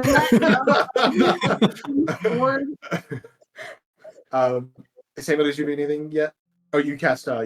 Yeah, I just like place my hands on her shoulders and is it like You dumb bitch. clamping into her? Like, I don't know. It's clamped down and it's like holding her there. There's not. You feel like this is less of a piercing thing with like the teeth because they're pushing Okay. down, but they're not breaking skin. It's mainly the heating element that is Okay. dealing with It's not trying to like chop her arm off. Like, No, it's just trying to be like essentially like, why did you try and do this? Bad. You know Can what I- though? If it's not biting down on my arm, can I still try to pull the sword out? Well, you can try. Yeah, you are restrained though. Like it's Pull holding. my arm down out with because force. I just want to pull like this. You know, I don't know, because like my arm is stuck, so I'm not pulling it out. Can I just like maybe move it with my wrist a little bit and try to like see if the sword will come loose? Oh, so you want to try and move with your wrist in there, see if it's loose in there? Yeah. Gotcha. I'm already If you here. do so. It seems to be like fixed in place, and the Okay. only direction that you so far have been able to move it is towards you. Okay, so I can't lean back or anything because my arm is being held, right? Yeah, you're currently being held. Now you can make a check to try and forcibly pull yourself out if you'd like. can I, That in my seems- motion, oh, I was gonna say in my motion of like placing my hands on her shoulders to heal her, I was gonna try and like pull her out also. I But- mean, okay, is it like biting down on my arm again? Sorry, it's just holding my arm, right? Like it's not biting down on it. So technically, it's biting down, but it's not doing damage to you. But it is Okay. forcibly holding your arm there, and you are currently restrained for. If I nothing sharp, more like a vice. Like it's just exactly like clamped. exactly, it's clamped yeah, down. we'll just try to pull my arm out. Like, see. Yeah. Can I'm I not gonna, like Okay, so go ahead and assist make her by like pulling on her shoulders, like just a Yeah. regular advantage? Yeah. I to help? open the jaw, maybe. I'll say Samuel's already using the help action, but yeah, narratively you can totally be doing that. You have And crowbar? she'll still have advantage though mechanically. Anybody got a I will crowbar? say, Yeah. as everyone Crowbars, yeah. is going to help you, and you try and move the sword in different ways. You do take one more round of damage here. That's another 10 points of fire damage. Holy crap! Oh, And at we this gotta point, get you out of here. You all can see the metal inside is burning red hot. Like it is searing. This is Yeah. We Hot can't hear you burger. all of a sudden, buddy. Yeah, we'll get everyone in here. Okay, I think one There you go. person Yeah. should still stay out in the main chamber. You know Okay, how to get us back out if the door Mhm. closes? Yeah. I'm- But Sam. Oh, sorry, go. oh no, I'll just lend my crowbar to whoever needs it on the inside. Okay. Is Gaia gonna come in? No, Gaia's tired of my shit. She's like, I'm tired of this. God girl damn it! You already getting- died once. Getting into danger every 5 fucking seconds. She's over it. You're gonna take the crowbar from Blandon? Yeah. Okay. And are you running in or? I'm gonna walk in there and be very upset at Maggie Okay. and go and try and help her. I will say you walk in. I'm so done. I don't get paid enough for this. I'll say you begin to walk in. Go and give me that check to try and remove your arms. So it's gonna be athletics or acrobatics. Ooh. And I'll Between say, each. I'll go ahead and tell you, you need to beat a 16. Okay, I'm gonna do acrobatics. And I have advantage. You have advantage because you're being helped. Come on, acrobatics. Oh no. Not Bardic quite. Inspiration? Bardic inspiration, yeah. You can use it. You can use the inspiration. And that's There you enough. That's Okay, there you go. So As I'm playing Successfully. battle music on the bagpipes in the background. I will say, as you forcibly rip your arm out of here, it is not an easy thing to do, and it is a violent act. As you do so, you do take a little bit of extra damage just from ripping your arm. You take 4 points of bludgeoning damage as you just scrape your arm from this stone and metal. And you all get a quick glimpse at Maggie's arm, and it's just like burned across, burn marks here and there, and just like massive scrape marks across that can be healed with magical healing, but it does not look very good right now. Okay, real quick. Yeah, I wouldn't have let go of the sword right away. Did I get the sword out? Well, I'll say if you were attempting to pull the sword out as well, the DC would have been higher. So Okay, no. I'll say if you tried to pull it, your hand would have slipped off. Your hand just came out. I would have just kept going. Like if my hand slipped off, I would have kept going. Yeah. I would have held on to it and tried to pull, but then if my hand slipped, I wouldn't have like reached back for it. I would have just like kept going. Gotcha.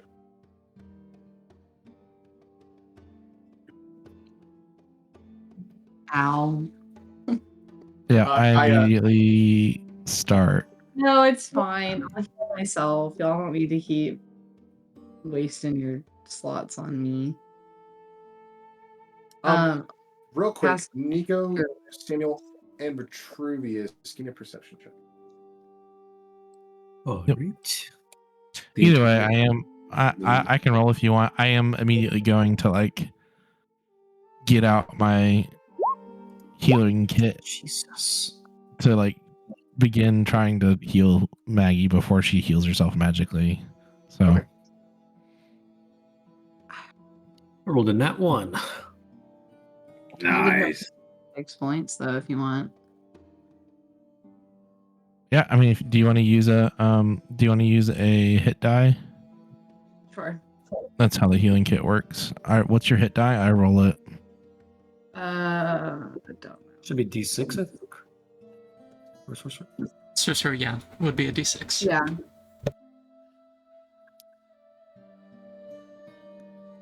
Roll a 6.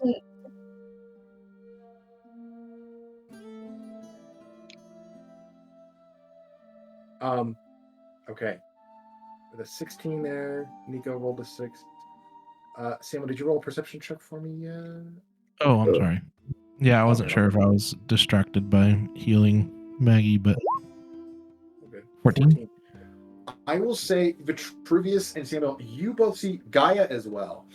You watch as the secondary door that you walked through, which seemed a little bit too easy in hindsight to get through, suddenly starts changing shape, and begins to form into a blob-like shape and begin to move. But because it failed your saving throw for fear, it immediately begins to. It looked like it was about to try and attack. It immediately starts moving backwards through the hallway and grows up the wall into that air vent and just seeps through into this chamber over here. We should probably run. We could probably take care of that. No, just a little blob.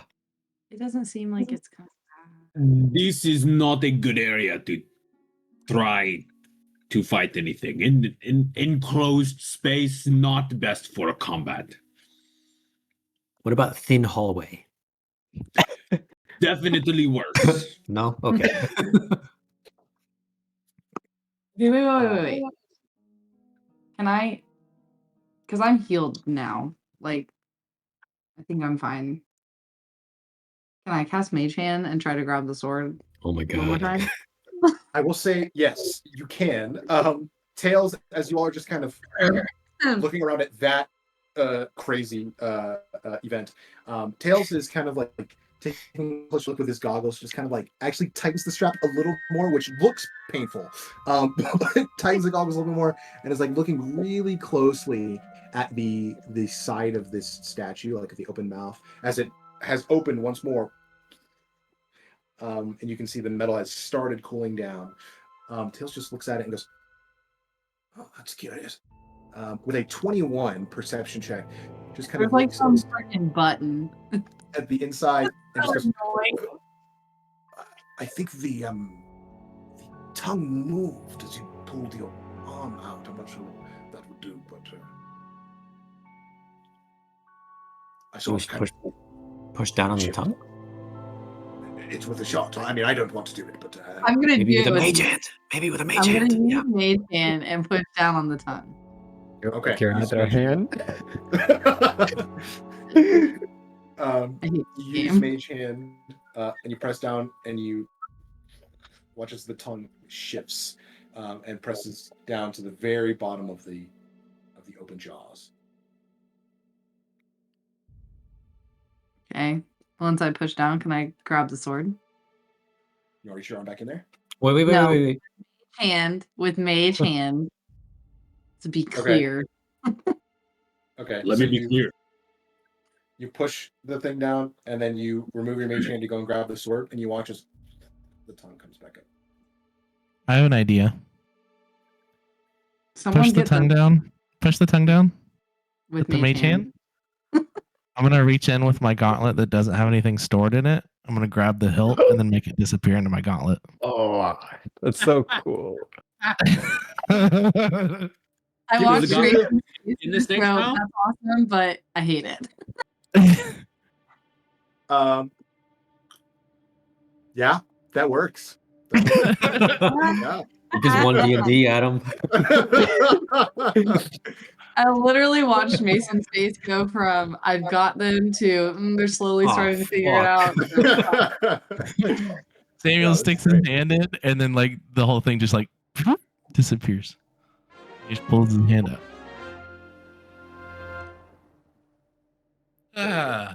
Feels good.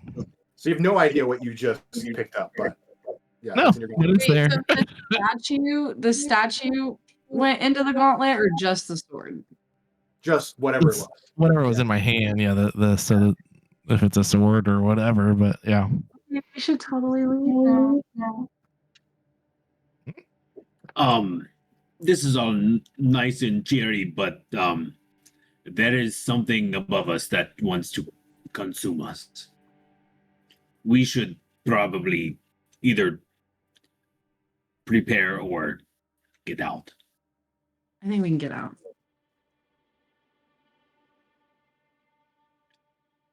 Can I turn to Nico?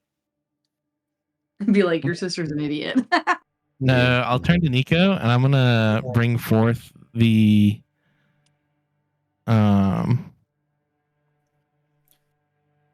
Nah, never mind. We're good. Not right this second. Not important. Okay. Let's go. There's nothing. Yeah, we're good. Let's go. Move it or Let's go. lose it. We need to figure out what the other door does. All right. So everyone's going out of the chamber. That is true. Mhm. Yeah. I'm keeping an eye out for that ooze monster. Tails is definitely like kind of walking up to you and just says, "Did you remove something? Was there an item in there? Yep, I've got it. Would you mind? Do we have time to inspect it?" Probably not. Let's get back inside the bubble. Sorry. Yeah, let's get back inside the bubble.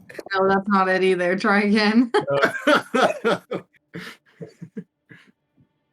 Move on, I'll find it. I was, as Tails is walking back, he just says, "Remind me to have a conversation about animal safety and care." After this." Oh man. I'll get my crowbar back if everything seems normal. Just Gotta a keep man that on his crowbar. crowbar. Mm-hmm. This crowbar has seen a thing or two. Okay. Are So we you all, wanting to look through the cavern in the other room? More Which one? through the cavern in the other room. Oh, like with the goopy stuff? Oh, did we already look through it? We're talking about Are this we one? talking about this? Yeah. Did we already Yeah. look? I thought we just like Yeah. peeked. It was just like a little 5-foot little chamber. Okay, there wasn't anything in Through it. the- Though? I Not that think we it, found. well, it kind of led to another chamber, but that's probably below us. Which I feel like it's through this other door up here with the skeleton. Mm-hmm. Let's We haven't start figured with out. Yep. Has the door sealed back? you all wait a couple minutes, and you distantly hear the rumbling of stone as the door closes once more. Is everyone back in the tiny hut? As far as I understand, yes. Yes. Yeah. Yeah. Okay. So Kuvula would have been able to explain what she saw through Oberon's eyes. Yeah, and I will say one detail you would have picked up on as well is there would have been a faint, even though Oberon rolled really low on perception, there would have been a faint, like, purplish glow coming from that chamber as well.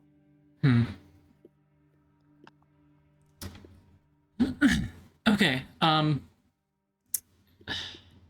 In my defense,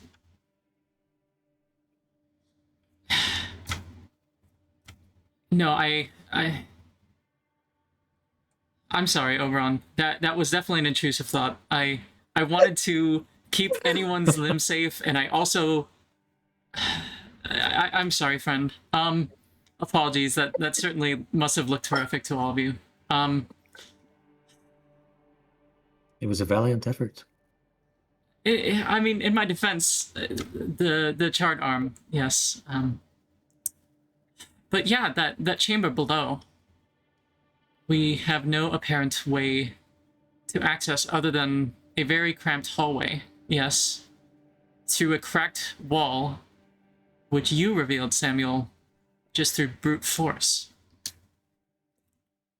Yeah, unless we can figure out how to see if the next door in the puzzle chamber opens to stairs. What is the what's the item that you grabbed from inside that statue? Yeah, I got a couple things. So I will first summon a small blue vial. Right. Vial of blue liquid. Blue. And then I'll see whatever this other thing is that I just grabbed. And I'll say as you pull out as a reminder, this bottle of blue liquid seems to be like almost bubbling, like it's boiling, seemingly, with that kind of erratic motion.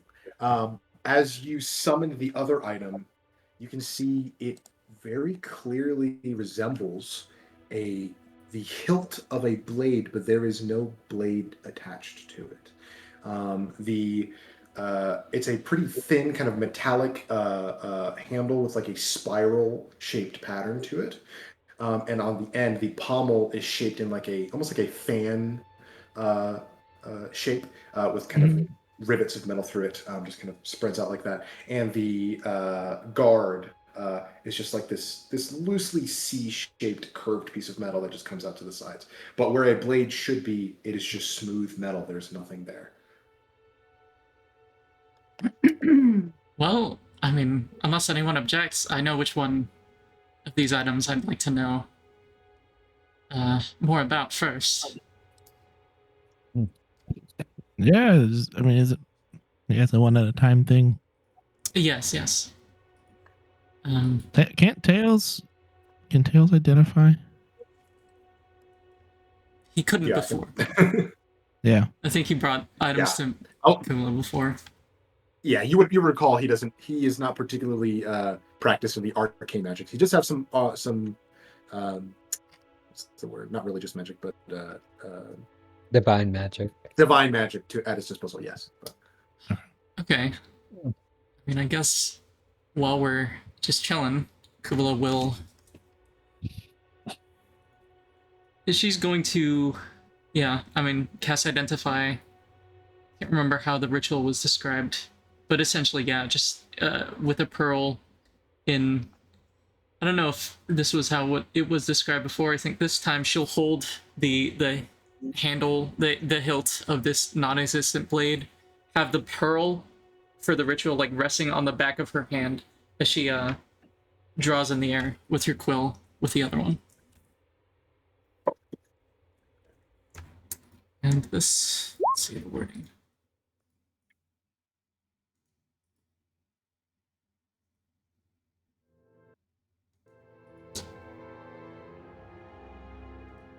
So even if it's not magical, I'll learn whether any ongoing spells are affecting the item and what they are, and I'll learn if it was created by a spell, as well as that spell's name.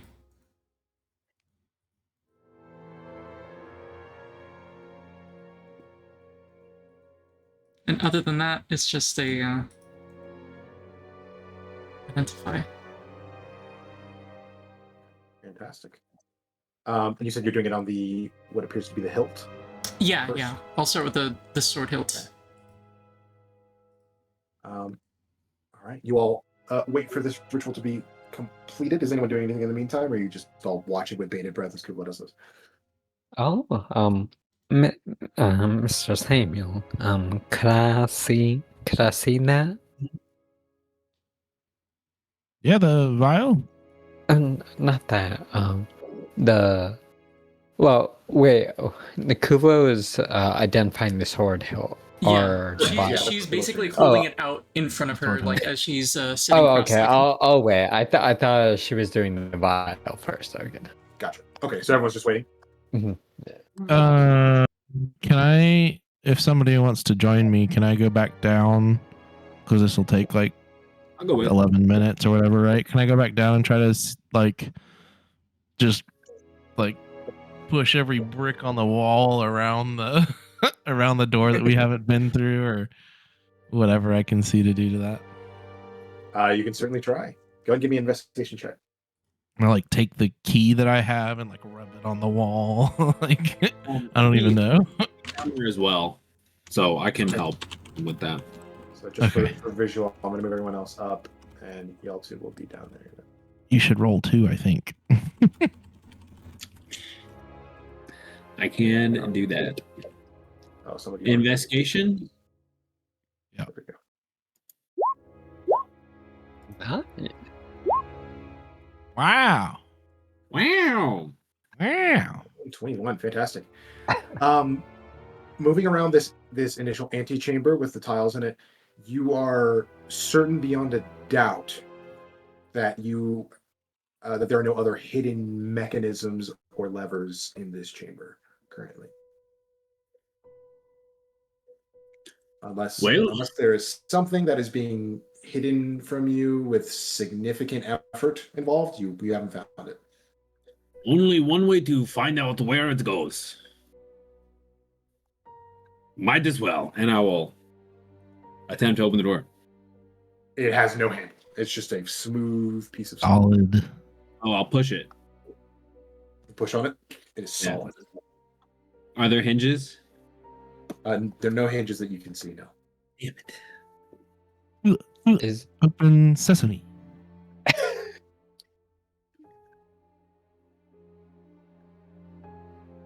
Nothing. we really have some stuff.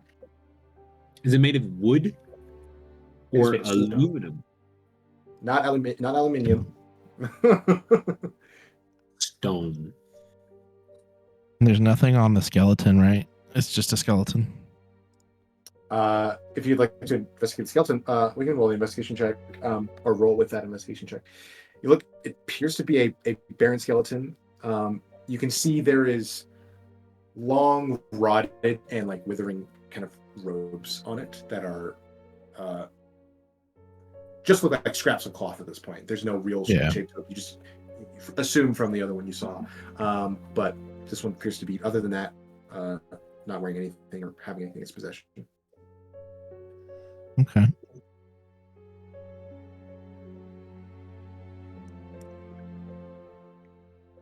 But I'll just Actually, say your head's just kind of absentmindedly turned back to that passage on the wall once again.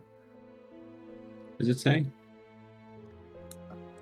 yeah. Don't we have that in our notes or something? You should have a handout called Alkosh Inscription. Should be in your Yeah. journal.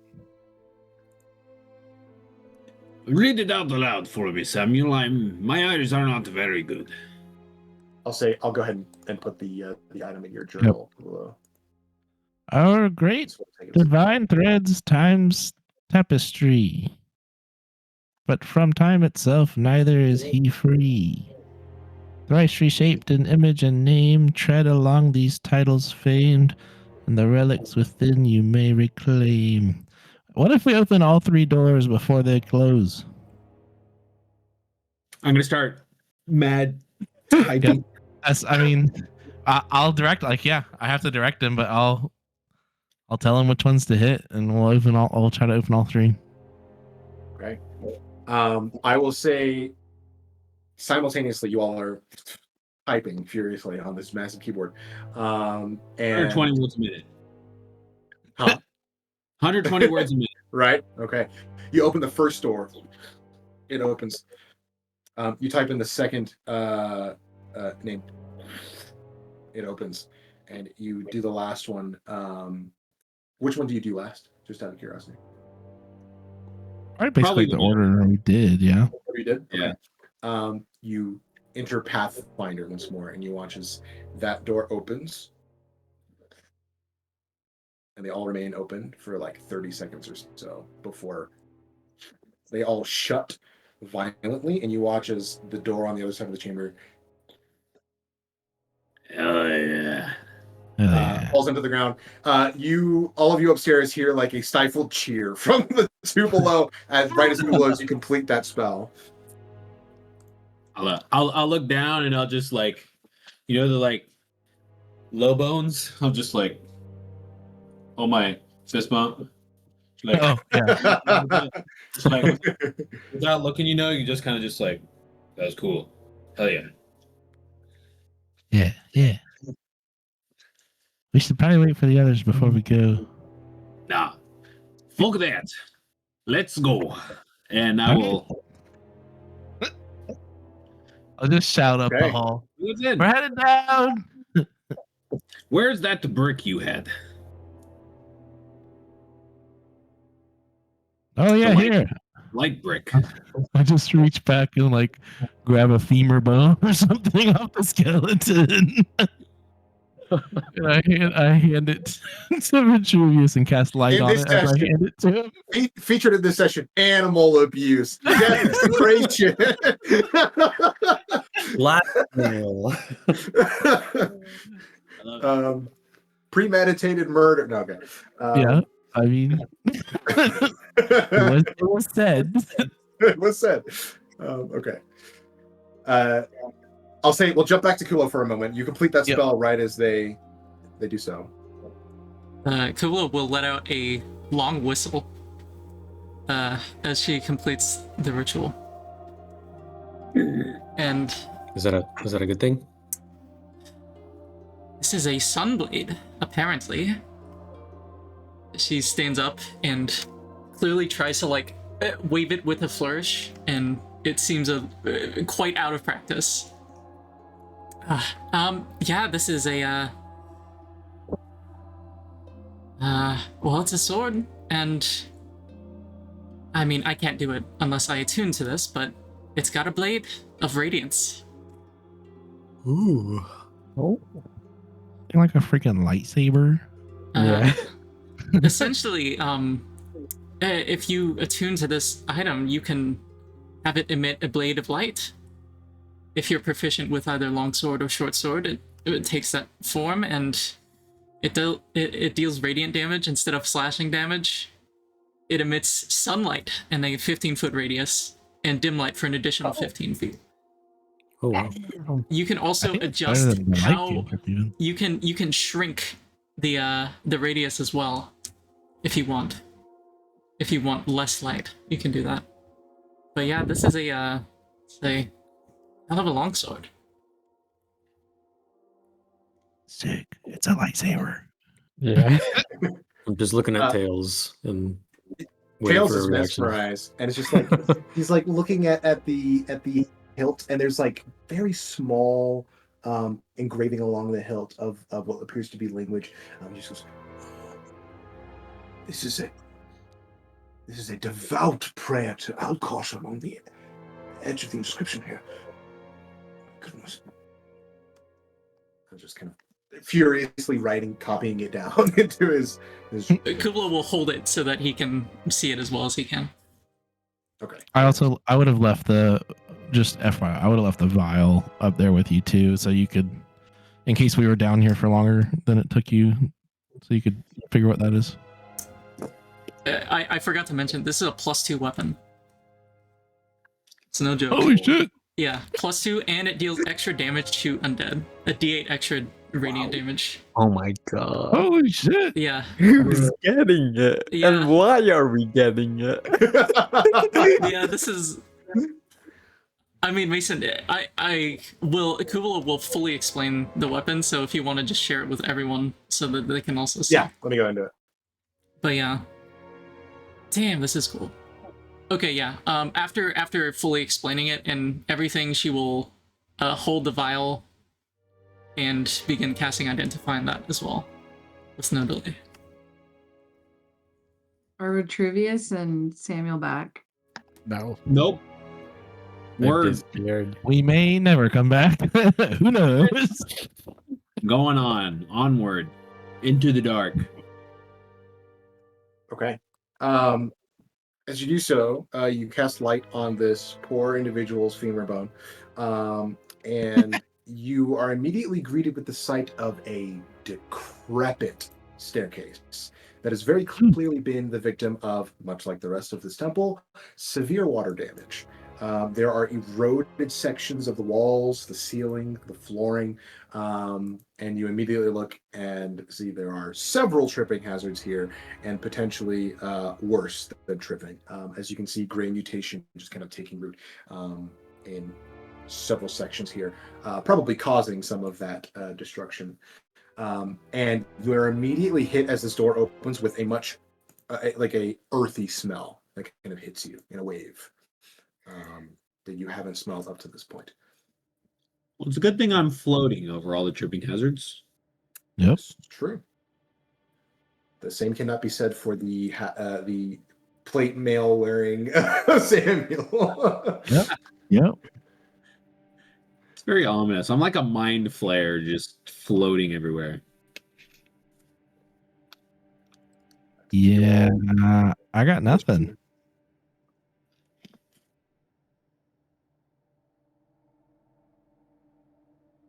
You'll wish to descend. Very carefully. Yeah. Okay. Even if I have to like lag behind, like even if Vitruvius, I don't know, floats down faster, like I'll be going very, very slowly, like testing each, like prodding at each step on the way down. As we go down, I'll keep an eye out for traps. Give me a perception or investigation check, your choice. And Trivius does not need to complete this, but I do need an athletics or acrobatics check from you, Samuel. Sweet. It was a What's that? 21 perception for traps. 23 athletics. 3. Okay. Killing it. Strongest old man you know. I will point out that perhaps as Blandon is in the bubble looking at everyone in the sword, he might realize that at least amongst everyone in that bubble, he's the only one there that uses a sword. But did we hear that big door slam? You We've heard you that. would have heard some noise of doors opening and closing. Okay, And was it? I don't know if you actually heard me, but I actually did. Like I shouted up, like, "We open the next door." Is it fairly substantial with how it sounded? Yeah, you could hear it clearly. Yeah, Oh, you heard Samuel yell that up as well. oh, can someone come with me to check something? Sure, I can go with. Thank you. And I'll walk out of the bubble towards the towards where we initially descended into this area. Pretty much the spider sinkhole. Oh, you're going back out? Yeah, I'm not fully out, but I just want to see where those spiders are. Where are you going to get a look? Are you trying to like climb back up to the roof at all, or are you staying with it? I'll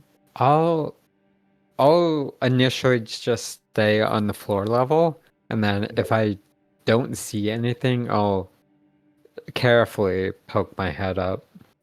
Okay. Currently, you don't have dark vision, correct? Because you're No. human, right? Yeah. Human, yeah. Yeah, so currently you don't really see anything. Standing in the center of the chamber next to the giant boulder, you don't really see anything. You can, other than like the light coming down from the shaft above, but other than that, it's kind of shadow beyond that. Can I help out with dancing lights? Yeah, dancing lights will help. As you look up, I mean, you can immediately see like the edges of the chamber that is illuminated by that beam of light come through. You don't see any shapes of spiders up at the top there, but the actual shape of the roof and the fact that there's just a small hole in the center obscures your view of the rest of the chamber effectively. So if you wanted to get a view of everything, you'd have to go up and like look over that lip. You think we're all there? I don't know. With all that sound, I don't know if the spiders moved. To be honest, I'm a bit more concerned about what might be happening underneath us right now. All right. So return to the group. Yeah, Yeah. and on the way, I'll. Mr. Nico, I was wondering. You made some things before, and I was thinking that experience where, with the gravity, whatever that thing, where I got flung out. Right. I was wondering, and seeing what those, the people we encountered under the sewers, would you be able to craft something that could, like, latch on to something, maybe some grappling hook that I could just kind of launch out? Ooh, Or that's a great idea. I'm Thank sure I you. can make something similar to that. Yeah. All right, thank you. Mm. Doesn't It's a need good to be idea. right now, but if Sure, you but no, have time it's good for to think it. about. Mhm. I'm sure once we're through this madness of a temple, then yeah, I can get working on it. All right, thank you.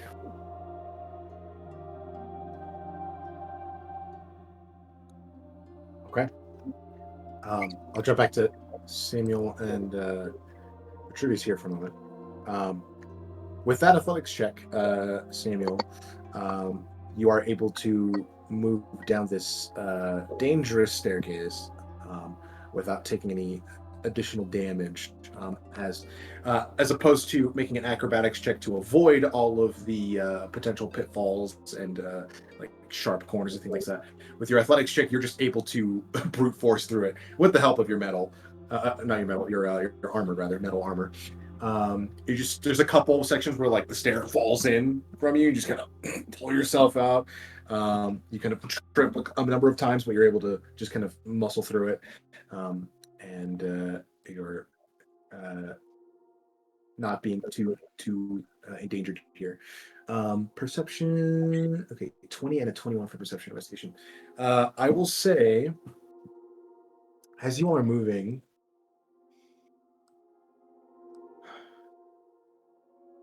you're walking through and you can see there are gaps, like I said before, in the flooring, in the walls, on the ceilings here and there, and you can see along the left side, especially of this chamber, you can see bits of like earth that are peeking through, as if this staircase has left the actual temple proper and is moving through its own kind of subterranean pathway. And you catch little glimpses here and there of what looks like a wider space beyond the walls of this staircase. And as you'll just kind of take a moment to glance through one of them, you can see what appears to be like a dirt or set like a tunnel through what appears to be dirt, and a large one at that. As you kind of like stick your eye through and just kind of look through, it looks like a dark tunnel, like I said, just ripping through the earth alongside this staircase, and that you get the sense that's where that earthy smell is coming from. And you've gone no more than like 60 feet or so at this point when you kind of catch the first glimpse of this. What are the stairs to? Are they just going down? Or are they spiraling? Or are they like? They go down, and there's a lazy spiral to it, so it is curving. Like a big spiral. Okay. Big spiral, exactly.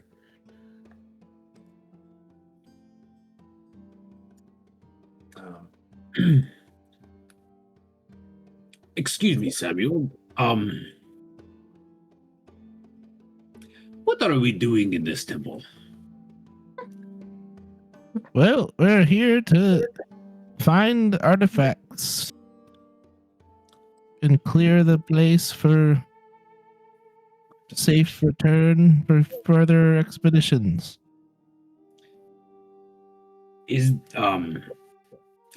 Pardon me. My memory, not the best. Is this something to do with Paraco Enterprises? Yeah, yes, sorry. We were sent here to meet up with the gentleman Tails and to escort him down here because a handful of people were sent and never returned. Okay, very good. Very good.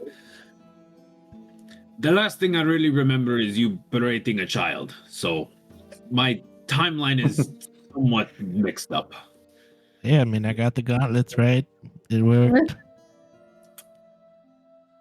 Ethically, I don't know how I'm supposed to feel about that, but they do look cool. They're pretty sweet. Yeah. We did that. We cleared the sewers, right? And then I got a whiff of that. That was about it. Yep. And then we went back to the headquarters and they were like, hey, we got a new mission. And now we're here. This disappearing problem is becoming A problem? slightly inconvenient. I mean, every time you come back, you're more consistently here, and your legs are more solid. So maybe you'll stop disappearing soon enough. I don't know if my legs being completely solid is a good thing. I've never had legs before, and I've existed for several millennia. I don't know if it's a good sign. That's fair. Okay, maybe not several millennia, maybe like one. I mean, I don't quite remember how old I am. I just remember existence. Anyway, I used to fly pretty much all the time too. But which is why I'm flying everywhere. yeah, you'll get used to it. I had to adjust.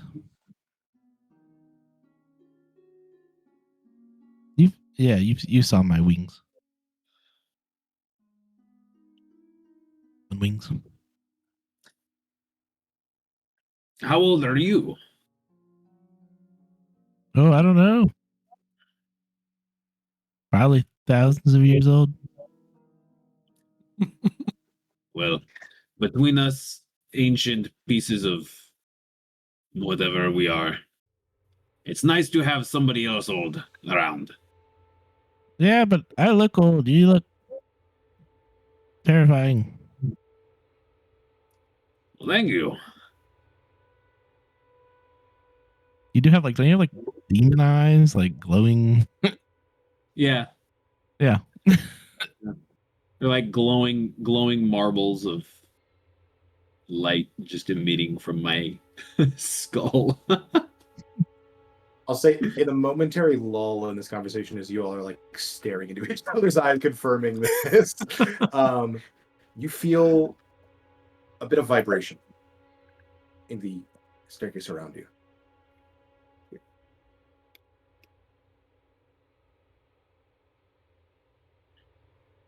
Subtle at first. You wait a couple more moments and you feel it a little bit closer.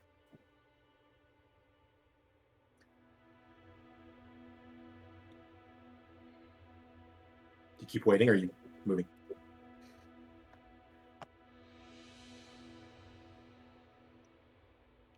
Yeah, probably just waiting. Yeah, I think just stop moving. Okay. So, do you all continue to converse or are you just waiting there quietly? No, quiet. Okay. Oh. Samuel's kind of frozen. Pulls out the Like, lid. Okay. Both of you make a wisdom check for me. Wisdom check. Oh.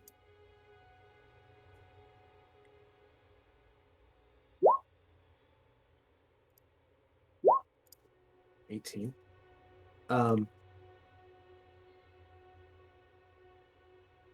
Actually, okay. I need to adjust my statement. Vitruvius, you wouldn't have felt anything because you're not touching the surfaces, actually. So Samuel would have felt it. fair enough. Samuel with a 14. I think that's enough for you to, with your recent memory, recall an experience you had within the bubble in the forest or in the swamp previously, and the feeling of that large spider stepping around the outside of the bubble. This feels very similar to the rapid stepping of a spider's limbs. And as you all sit there waiting for a while, that sound has disappeared. It has not come again. And you all wait there for a number of minutes before you both just kind of slowly turn your heads towards the opening as a shadow passes in front of it. Only perceptible because of your dark vision. Well, actually, you have light up. Never mind. Yeah. I will say only perceptible because of that. You see like a change in texture in the opening. And you look over, both of you completely still and silent in this moment, and see not even a full shape, just the edge of what looks like several thin but impossibly large hair fibers, just in that opening there, of what looks like a massive appendage of some sort. Yeah, yeah. Before you see it kind of shift slightly. You can see a number of other large appendages just kind of moving slowly past as whatever this thing is just steps past that opening, heading in a downward direction, it seems. Yeah.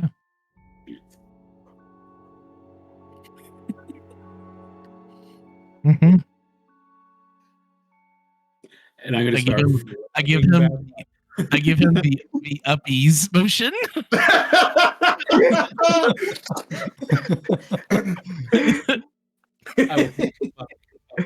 Oh no, this could go very badly. I will set him on my lap so that he's on my lap, floating up. Fantastic. And that's where we're going to go for break real quick. Oh my god. Hell yeah. I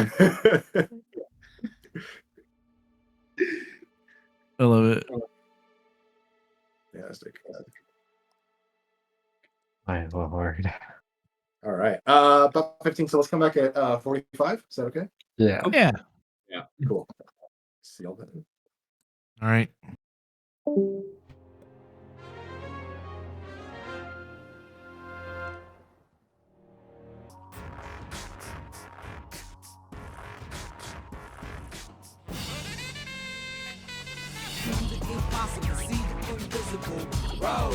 Fight the power, untouchable, break the unbreakable.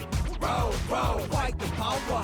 What you gonna do is what you wanna do. Just break the rule, then you see the truth. This is the beat, cheap, do baby.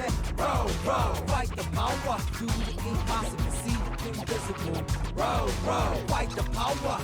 Did you ever get your desk set up? Fight the power. What you gonna do? No. What I suspected would happen did end up happening, which is the setup of cardboard boxes plus drawers is working well enough that I don't know. I'm just worried to commit to buying a desk because I'm not sure what setup will actually work well. I've considered the L-shaped design, I've considered like standing desks, I've considered a lot of things, but my room is just like an awkward shape. Yeah.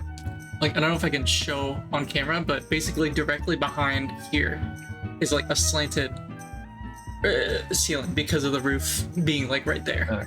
So, like if the desk is like too far back, I might end up having my monitors like directly touching the ceiling, which would be awkward and bad for airflow. It's just a lot of weird considerations, especially because my bed there's probably enough space behind me, but I need a standing desk or like a bedside table directly behind me. I did. This is. I'm saying this just because it's something that I've seen recently. Because the place I'm trying to do like more floor. Well, trying to do main floor furniture. And for like posture sake and I just don't want to lug around furniture. Yeah. So this was one thing that popped up. It's a standing table, but it's able to go all the way down to, let's say, if you were just sitting at the floor, normal sitting chair height, and even standing, at least a decent standing desk. Right. So that's one thing. Or if you could find like an office surplus store for just those options, that's a good source to find furniture. Yeah, when we first got has a here, very similar. when we first got here, I was checking more like local like auction places, neighborhood forums like Facebook Marketplace, There's not really a furniture surplus store up here, but there are a couple things that are close that we were checking. But it's been a while since I've actively been looking. Just because we've been in scramble mode getting ready for... Winter. Yeah. Yeah, that's fair. I did not expect it to... Like, we've been forecasted snow maybe coming, and to see it this morning was a surprise. Because I honestly did not think it would happen. Not till, like, later this week, at least. What about, like, winterization? Snow tires? Yeah, I mean, that's what that Costco appointment from hell was for the other day. Or my snow tire appointment. I see.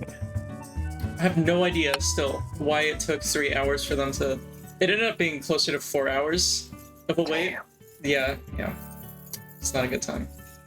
I was thinking of getting the Costco chicken bacon, but I did not. I went insane mode and got a smoothie because I was really craving something sweet. So I ended up like walking outside with a really, really damn cold smoothie in really damn cold weather. Yeah. I probably won't be doing that again. But yeah. I mean, yeah, snow tires, just... A lot of it is we're struggling against leaves because there's so many... I mean, we're in the middle of the forest. There are so many leaves just around. Trying to get our driveway clear of leaves took like 2 full days. Just because there's more leaves and more driveway that we're not used to dealing with. But yeah. I mean, there are like 4 driveways on your property, so... Yeah. I mean, it's one continuous stretch of it, but yeah, there are like 4 different stretches of the same, like, path. Yeah.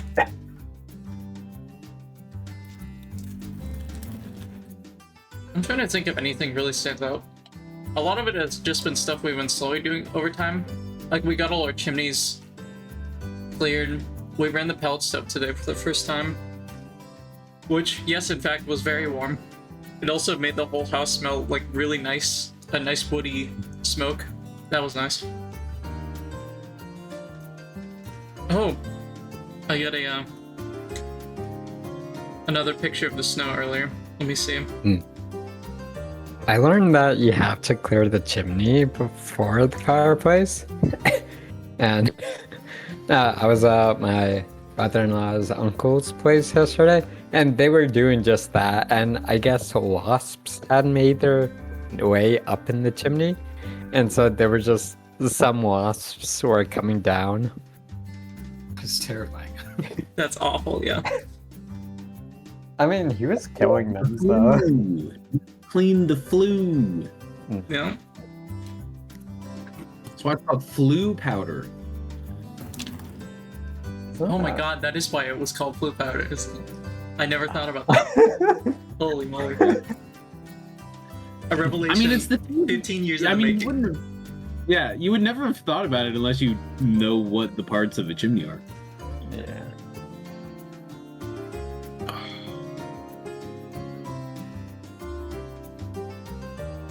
How long did that take, Rose? It took a few minutes. It wasn't that hard.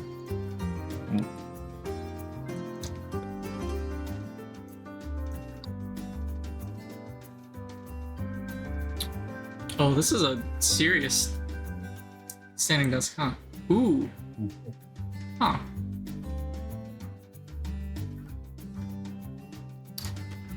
Ooh.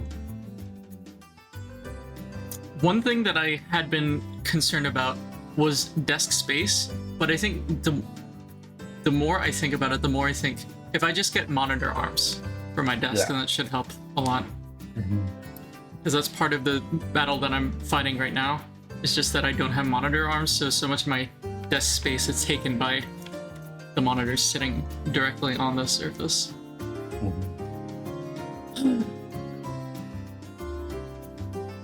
I don't know. Maybe I'm just being too picky.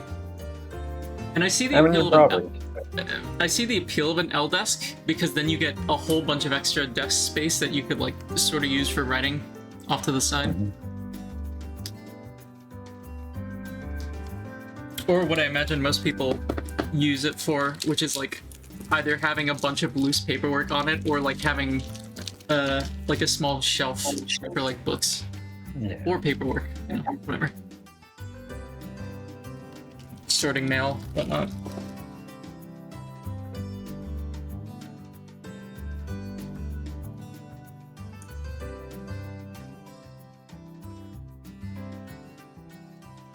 Are we going for like 1 more hour or? I'm good for one more. Okay. Yeah.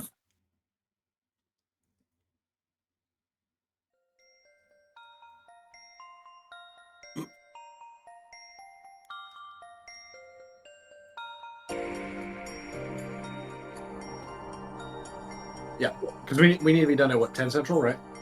Yeah, like Yeah. 10:30. Cool. It's in 10 All right, minutes. we ready to jump back in? Why does it always have to be spiders?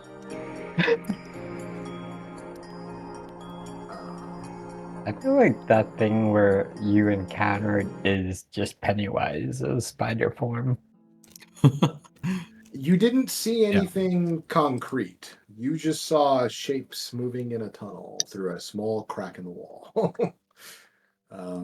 But we return to our scene as Samuel is being carried by Vitruvius. What's your strength score, Vitruvius?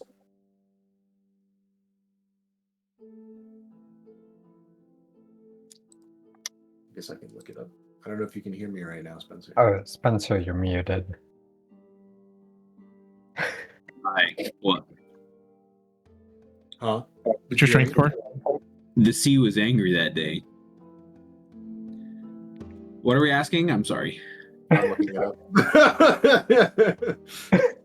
School. School? I Score. took squirrels. It's an squirrels. 8. Okay, fantastic. I'll Strength say score. so. Yeah, strength score of an 8. So that's a -1. I'm gonna need a strength check from you to carry My Samuel all the way back up. Not good. I know. Give me a strength check. Please don't drop the metal tin man. Because that plate armor is not light. Also, the body inside. Do I have? Yeah, I don't have. Yeah, I have nothing to help. So this is just a straight D20 -1. All There's the right, dice telling story. let's see. Hey, Hey. that was not too bad. Okay. So I'll say, huh? I am massive. You're pretty big, but you're It's how exactly It's like a fucking balloon. It's like a blown up balloon. exactly. You have the shape, the size, but not the mass. So I'll say it's slow going. So I'll say on this first strength check, you make it about a third of the way back to where you were because you're like, all right, we got this. Give me another strength check. Now, I will say this is, to be clear, this is to avoid Samuel having to make stealth checks. So you can put him down and make him make stealth checks, but up to you if you want to keep trying this. Those are at disadvantage, so Yeah, I'll keep going. I'm just gonna roll a D20 and it'll be -1. Cool. It's a 13. 13. Okay. I'll say that'll succeed for now. You're getting pretty tired. Give me one more strength check. Oh boy. Oh no. Okay. I'll say you're about that. You're only about like 20 or so feet away from the top of the staircase again. But at that point, you're like shaking from the exertion, and at one point, you have to put him down. And there's just like a little bit of a like sound of you kind of forcibly dropping him for a moment. And Sam just kind of collects himself. And you'll just kind of freeze for a moment. How far away from the opening are we now? About 20 feet. From the door. Yeah, from the door.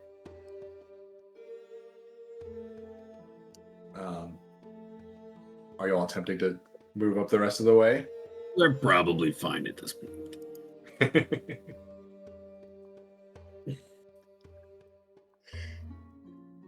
All right. So y'all just move up the rest of the way? Yeah, we're probably all right at this point. Okay. You do so. You make it to the landing once more. We should go back to the bubble.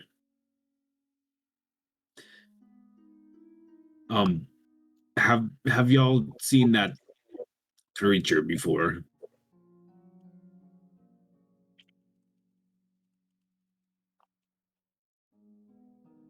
You're asking Samuel? Yeah. No, not really.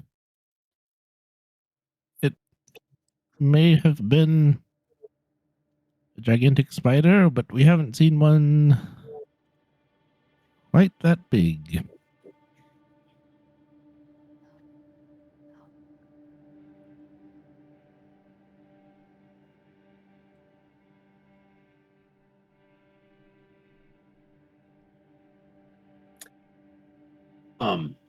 Blandon, no.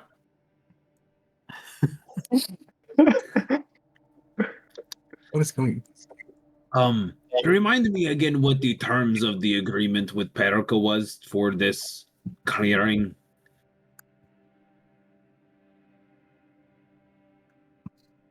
We're just trying to make it safe, I think.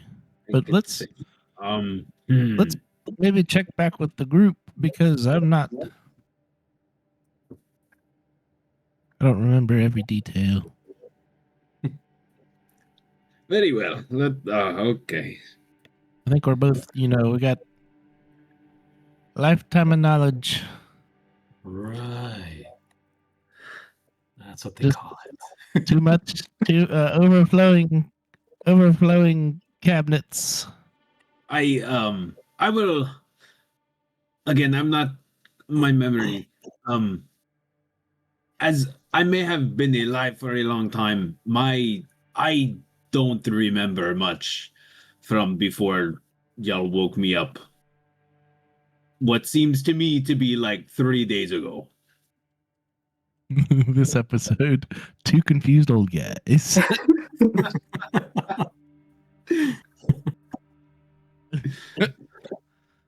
Yeah, I think let's just quietly make our way back upstairs and let's do that.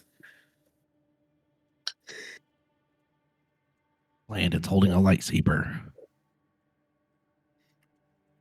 Okay. I will say a number of moments before Samuel and Vitruvius return. Kubla, you finish your spell, and despite I'm not sure if Kublo would have seen one of these before, potentially, but it as you had finished identifying, it is a potion of greater healing, although it has a different coloration than most might expect. I thought this would be like... Oh. I mean, yeah, I'll explain that to the group. Personally, I was thinking it would be perhaps a potion of levitation. It's quite bubbly, but maybe that's just a quirk of whichever alchemist centuries ago made this. Yeah, I'm curious when it was made, or by who. If it was stored in this temple, Tails, what you said this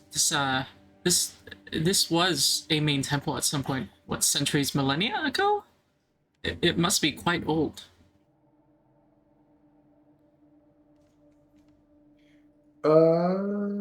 Actually, oh wait, never mind. Let's. Nope. Hold on, I mixed things up. Here you go. My bad. Let's do this instead. All right, it's in your journal now. That's okay. Excuse me, this is not a potion of healing. Trying to trick us or what? No, it's actually I made a common mistake. It's quite similar in function though. This is a I think in common it would be a potion of heroism? Heroism. Heroism. When you drink this potion, you gain 10 temporary hit points that last for an hour. For the same duration, you're under the effect of a bless spell. No concentration required. That's cool. Yeah, that's not bad. I mean, this sounds... I would imagine this would just be the effect of a spell of a similar name. Though I'm not a...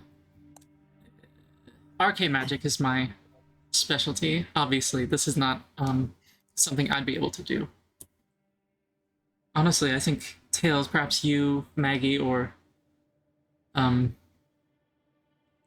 old friend Samuel. Vitruvius? Oh, I guess Samuel too. And Vitruvius, I suppose. I mean, this is more of a supporting spell, heroism. But yeah, a potion of heroism. Tails, would this be considered an artifact, a relic you would want preserved for posterity? This potion? But there are stories of the blood of Alkosh being bottled and being served to the pride of Alkosh, his loyal guardians and priests, so to speak. So I can only hope that this is the preservation of said ritual. It seems... Would I be able to tell through the identify spell and maybe my own arcane studies, would I be able to tell if this was brewed or maybe some sort of, as he said, bottled deity blood?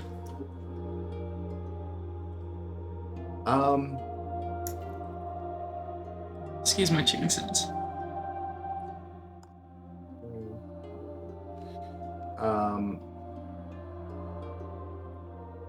With the identify spell, let me read the description of the spell one more time. Right. Here, let me send it again, just so it's not... Okay. So you don't have to scroll back up.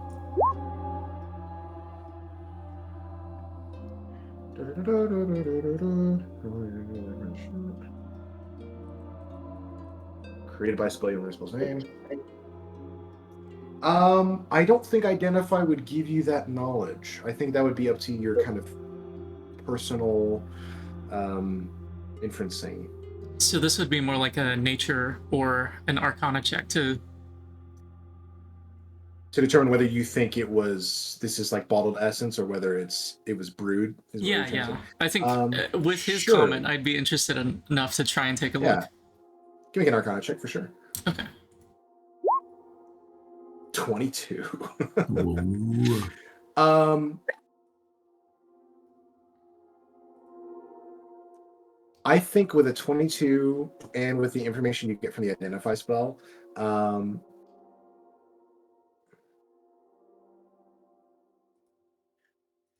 another part of the identify spell is like whether it's affected by ongoing spells. And if it was created by a spell, I learned the spell's name.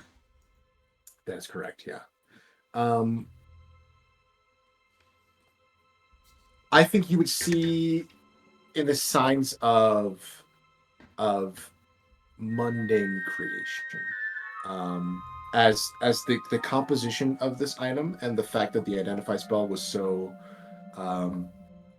effective in taking hold, you get the sense that this may not be as special as Tails wants it to be. I guess but it's certainly presented in a way that would make you think so. Maybe I'll try and... I guess Kubla would say, perhaps this seems like it was brewed, but perhaps it was bottled and prepared in similar ways that Alkosh's priests once procured his essence. I suppose not everything could be a world first. Well,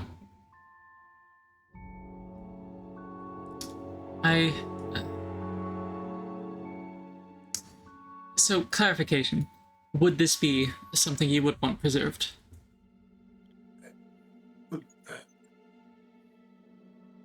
What would you... Are you suggesting you're going to drink it? Well, I wouldn't. It wouldn't it wouldn't be very effective for me. But depending on what we may find in this temple, if it's drink this potion to get you, for example, or someone else away from death, then perhaps it would be worth. I fully understand keeping it for historical sake. As I mentioned, I would certainly be interested to discover who created this, how their process is, but there's only so much one can glean from the liquid itself. I think the bottle itself, the vial, so long as we preserve that, may be enough historical importance. Is it possible not to drink the entire thing? Could we save like a drop or two? DM. Would it be possible? I'm opening up a can of worms. Would this be like an That was Arcana awesome. check on my part? I mean, I read a lot of books. Is that something you can Sure. kind of do with potions? Make an Arcana check for me. Okay. Trying to barter him into letting us drink this. That's a 23. Oh my god, you're rolling so well. Is that a nat 20? I have a plus No, 10, it's- Mason. I'm an Damn. expert. No, that's fair. That's fair. No, I as soon as I said if that nat 20, I was like, no, it's not, because you have a huge bonus. Nat 20 would be like what, a 30? Yeah. I would say with a 23, you know that every potion, to your knowledge, is brewed so that the full dose that you take is or sorry, rather, I'll restructure that sentence. The full dose is required in order to fully place the enchantment upon you. Any less, you would know that the enchantment generally would fail, and any more, you know that there is the potential for additional unwanted effects to occur. Basically, you get the sense that you probably need to finish the whole thing. So basically, I'll explain it to him like this. You need to reach a threshold of like potion drunk to actually have its effect take hold. There's a natural resistance that the body has.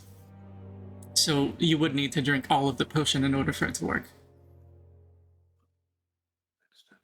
So if we were to use it at all, I'm afraid it's all or no effect. So we couldn't like share it all between us, you know? No. That would almost certainly just result in indigestion. I'm familiar with that experience. Oh, those two are back. Hello. Terraecis and Snail. What was the noise about below? We opened the next door. You don't want to go down there. Yeah, it's bad news. What's up? Really bad news. Are we required to like clear out the place, or can we just go? We should leave. We kind of were hired to clear it out. I Well, think come back with an army and maybe. We saw a leg. A leg Yeah, attached to something, or was it dismembered? just It- I would presume that it was moving. Large All we leg, can make out was the leg. hairy. A hairy leg. Hold up your arm. Tails holds up there. The hairs on the leg were about that big.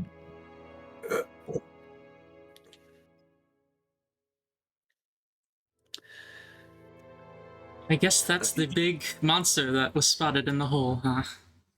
They did warn us. There's also a pretty big Yeah. reward. Big mama. What if we try to set up a trap? Find a way to lure it, and we can trap it, set it on fire, do that whirlwind thing again.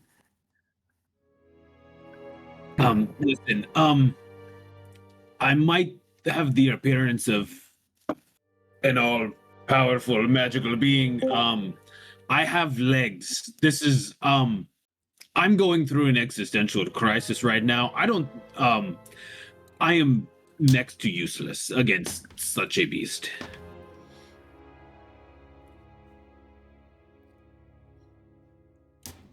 I would We got take a look potion at of heroic man's. If you want that. No. Oh yes, and this is a sunblade. It's a lightsaber. Or what now? What is a lightsaber? It's a The saber of light. it's Oh, something yes. I heard about from the summer courts. The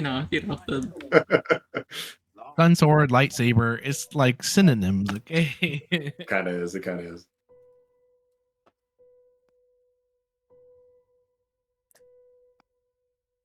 Well, big beast directly underneath us. I'll point out, if it's not magical, it can't get through this bubble. that's Why true. don't we take a long rest? However, Would you guys feel confident if we were I'll- at full capacity? I'll point out, I have 2 third-level slots I've been saving to cast Fireball. And, If we go fight this, it's all in for sure. and I also, it will take a full minute, but I can quickly cast Tiny Hut for free. So I've got the ability to provide some safety. It's just that if I go in ready to cast Fireball, I can't have the Tiny Hut.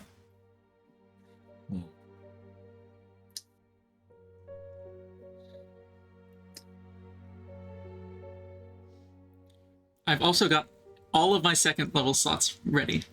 So I could theoretically cast Web a bunch of times, though I doubt that would be helpful in this case. I could make people invisible if we need to scout out ahead. I've got all my big slots ready.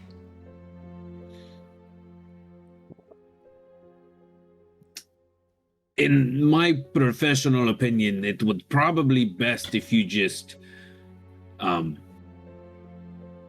cave this place in on top of that beast underneath and never think of this site again. That is absolutely not an option. I will Well, not allow it. You'll have to kill me first. We could do that. Here's their opportunity. No, no. That was not a suggestion. That was a moment of bravery. Nico claps. the bravery is appreciated. I'm just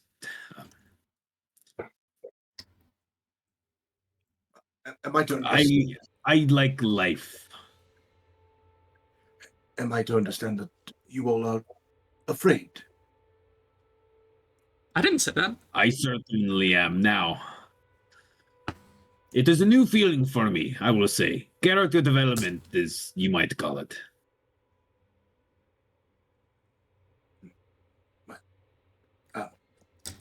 I will be honest in this circle of new acquaintances. Could I call us friends? Are we friends? Certainly. Friends. I will be honest with you. I've experienced some fear during this journey as well. It is a bit disconcerting to see the individuals who have felled undead and giant spiders up to this point and escaped pirates, if I'm to understand and believe the story that Gaia told me the previous night. To see that you are afraid of this circumstance, totally understandable, but isn't this sort of your thing? Exactly. I Yeah, mean, we're here to as you prove all said, ourselves. I'll point out, not an hour ago, you all swept a room full of spiders with flame and said, why don't we do this more often?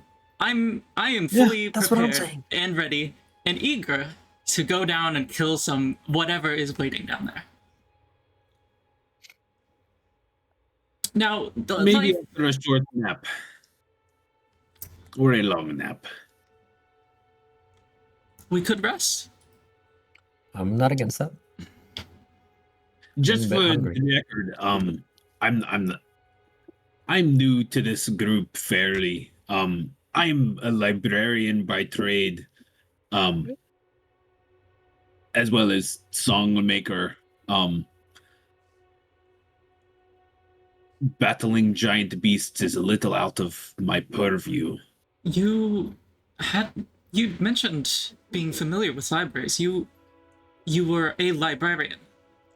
You served in a library?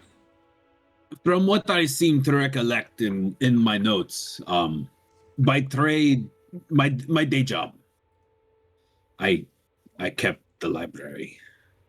We should certainly talk more. Certainly more at length. Once we're out of here, then.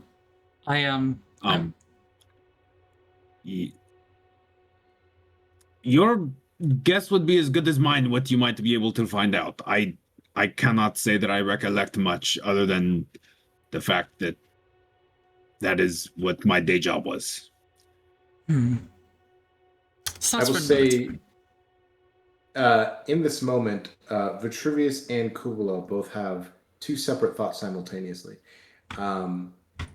Vitruvius, you look towards, as you're expressing your fear and want to potentially leave this place, you look to Gaia and recall, though it has never really left your mind, but recall that you are bound to the ring that she wears.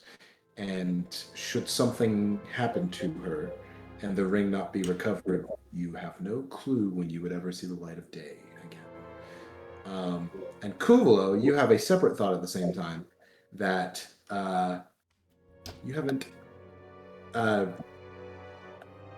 the memory of those the change in position of the spiders previously comes to mind. Right. Blandon went and checked above us while I was casting Identify. Not thoroughly, though. He didn't get a good view. No, but I didn't even notice him go out to look above us. Correct. Yeah. So as far as you know, you haven't checked since the last time you did.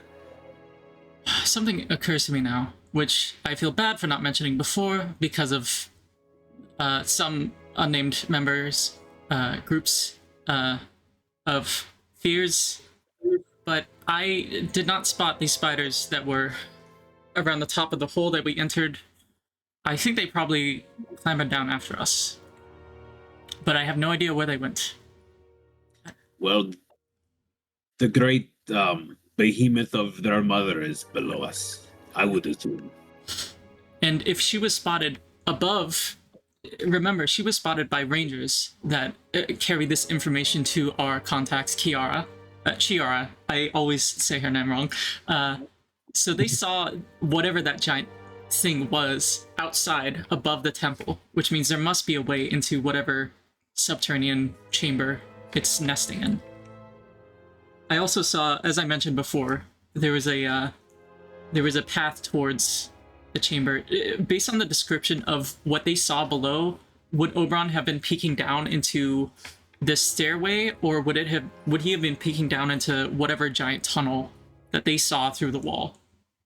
What Oberon saw, even with the low roll, but what you saw through his eyes was essentially a constructed chamber. It looked like there was worked stone down there. So perhaps further down the stairs. And he also saw a bit of a purple glow, you said? Mm-hmm. Yeah. Mm-hmm. And I'll say, as Cuvulo mentions, there must be another entryway. Samuel and Vitruvius, you both immediately think back to that seemingly tunnel through the earth. Can spiders dig? Absolutely, they can. I'll Yeah, point there's that a out. chance that it just dug its own path besides the tunnel and the cavern that we have above us. Updated theory. The gray mutation loosens the stone in the earth around the temple. It lets in extraplanar entities, as we've seen before. Daedra moving in from Oblivion. Potentially this spider came from outside. Found loose earth to move. Made its way to the surface. Let out tons of water from inside the temple as it made its way into the temple. And now we're dealing with a 1.5 mile radius of webs on the surface. I mean, it's got a lot of babies. Indeed. Millions, maybe. Certainly tens of thousands, hundreds of thousands. Yep. We would stand to gain a lot of standing, money, acclaim from killing whatever it is that's holed up here. And I need a lot of money.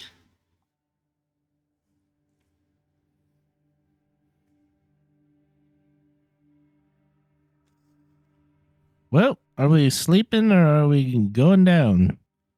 Well, how much longer do we have the tiny hut up for? Don't. I would say at this point, under 3 hours. We gotta do some math, but I mean, I Would you be able cast to 2 recast it? identifies. There was the exploration of a new chamber. I mean, it's probably been like easily an hour at this point, right? yeah, Just from I would exploration. probably around there. So it would be Yeah, 2.5 maybe hours at this point. I can easily recast Tiny Hut. Let us. We can just recast it and try to get some rest. Yes, there's no need to rush in half-cocked. Yeah. Yeah.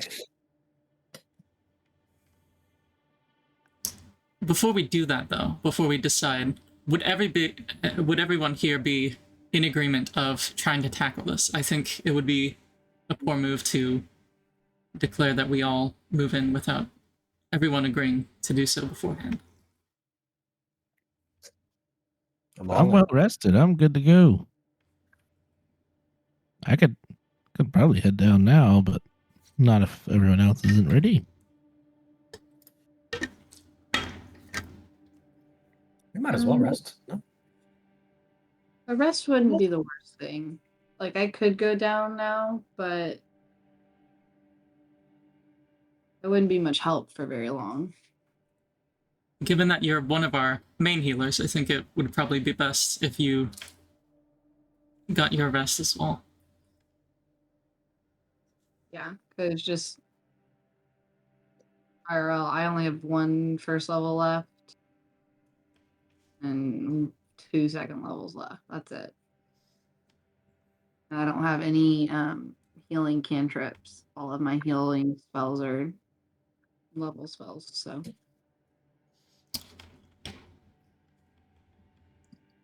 So we've got enough people. I feel like I would value your ability to heal above most everyone, Maggie, just because you have the ability to heal anyone to full right away, practically. Yeah. There's also the matter of... I've just never seen her heal anyone but herself, but that's okay. That's not No true. worries. She's healed me before. I think she's healed almost everyone. I've kept every one of you alive. There, Grandpa. I also wouldn't be able to do my box of daggers trick. That might be really handy. Yeah. I think the biggest danger in waiting is that perhaps there's a swarm of giant teleporting spiders waiting below, and Then we get ambushed in the night. yeah. Should I we mean, take there's pros watches? and cons to both sides. I'm good with doing whatever the group wants to do. I'm just letting y'all know where I'm at. Are we all in agreement that we should try and fight whatever is waiting? Yeah, it's Yes. what we're hired to do. Nay. For me, individually. My fate is tied to Gaia.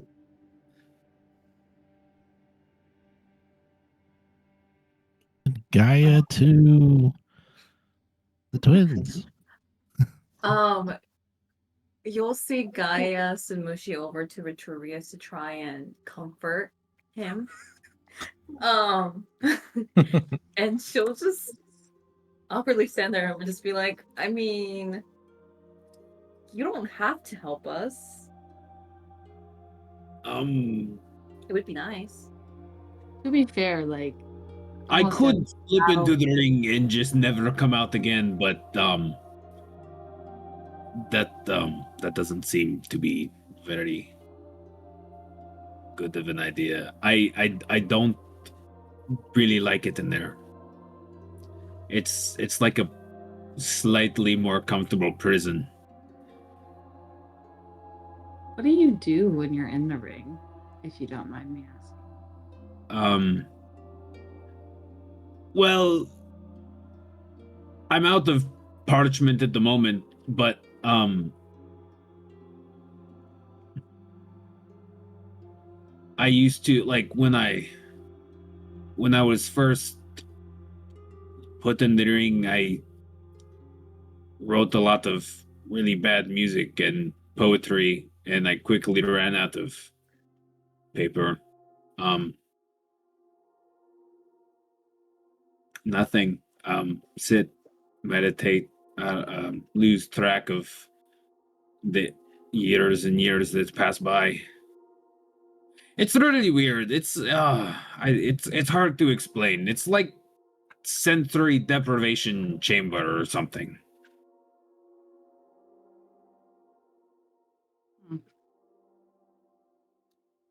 That sounds hellish. Yeah, it doesn't sound very fun. It is not enjoyable. But I am bound to it.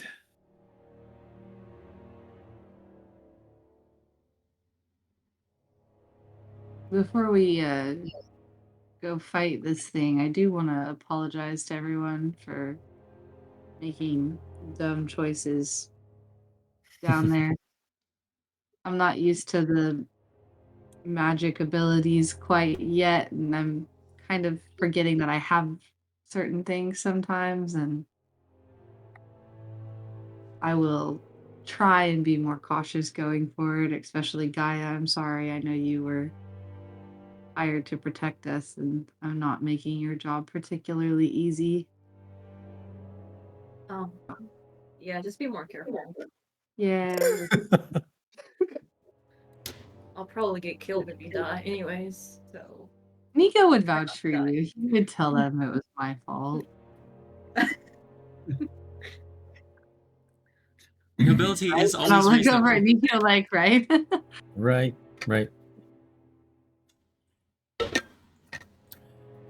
Blandon, I think throughout this whole conversation, Kubo is very obviously like way more expressive and like firm in how she's talking to everyone. Obviously being in summer season. When she turns to Blandon, I think you look like she looks noticeably conflicted. Blandon, you have yet to give preference one way or another. I mean, if it's what we need to do, then I'll do it.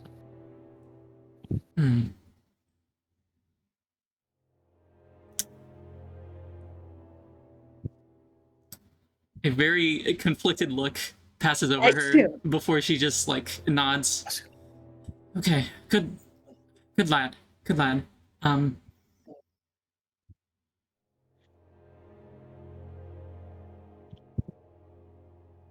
Okay. Well, I for one say that Blandon should have the sword. All right. Do you not want it, Mr. Samuel? I've got this big scythe. And if it's a matter of like far taller than him. I'll point out, if it's also a matter of how many times one can swing the sword, I think we've all seen you in combat, Blandon. You have a knack for swinging a weapon. He'll stare at the sword a bit more conflictedly. Well, if it needs to be done, then sure. I think, I mean, I know, certainly, Tails, you would rather see this end up in a museum than on the ground when we all die. If we all die. That would be preferable, yes. I do not wish to see all of you perish, despite the fact that I am very much interested in the rest of this temple. But if it makes you feel any better, I am having one of the best days of my life.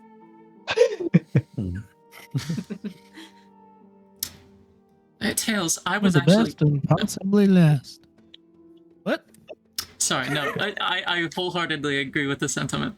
I was going to suggest perhaps you should not be involved in this next fight. You are more of a civilian in our eyes. I gracefully accept that distinction. I do have a small ability to heal you once per day. So if anyone needs any triage in the moment, maybe if I could be in a previous chamber, you could come back and I could heal you up just a little bit and send you back up there.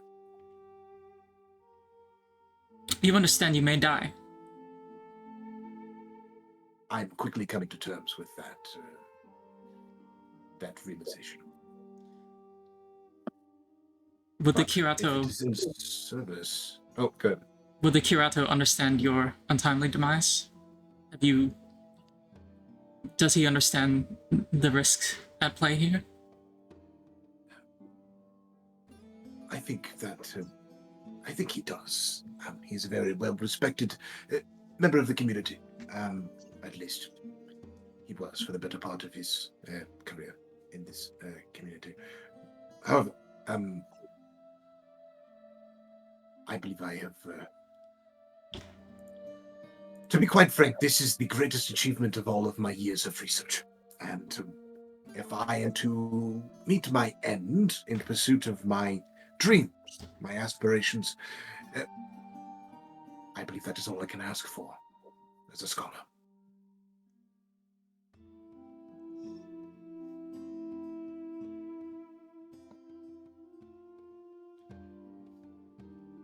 Well, I suppose that's that then. Here, Blandon. Kubla will hold out the sunblade hilt. Mhm. You can meditate on this. Suppose while I recast my hot spell, and we should probably just begin sleeping right away. Yes. Alright. Okay.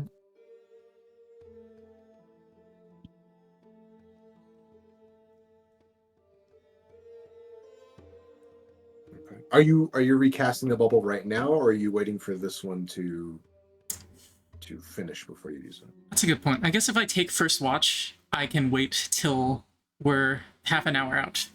Like if I wait 2 hours and start ritually casting Tiny Hut, then I can recast it for 8 hours when there's only like half an hour left. That should give us like 10 hours for everyone to rest.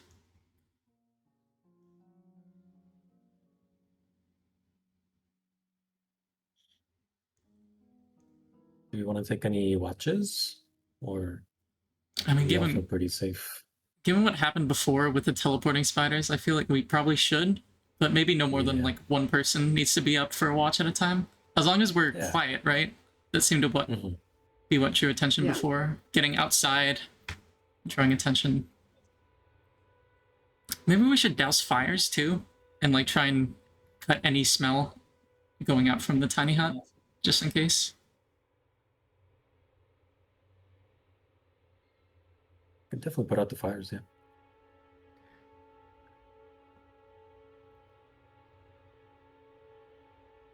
Alright. Unless anybody wants to join me for a first watch. I'm good too. I mean, I need to focus on the Sunblade. Oh, that's right. Right. Well, you So could do that I'll- during your own watch if you get up at some point. But yeah, I guess the we won't sooner be you do watching that, the every better. day. Yeah. I'll take second So- watch if you want to do that now. Mhm. I won't have finished my rest, but I'll be okay without a full rest. So, second watch for me.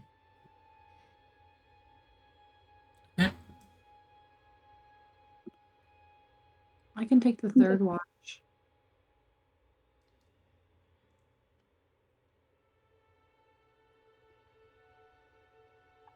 Okay. So you all are attempting to take a long rest? Yes, so. Okay. Everyone beds down except for who's first? Kuvo? Okay. And Blandon? Yeah.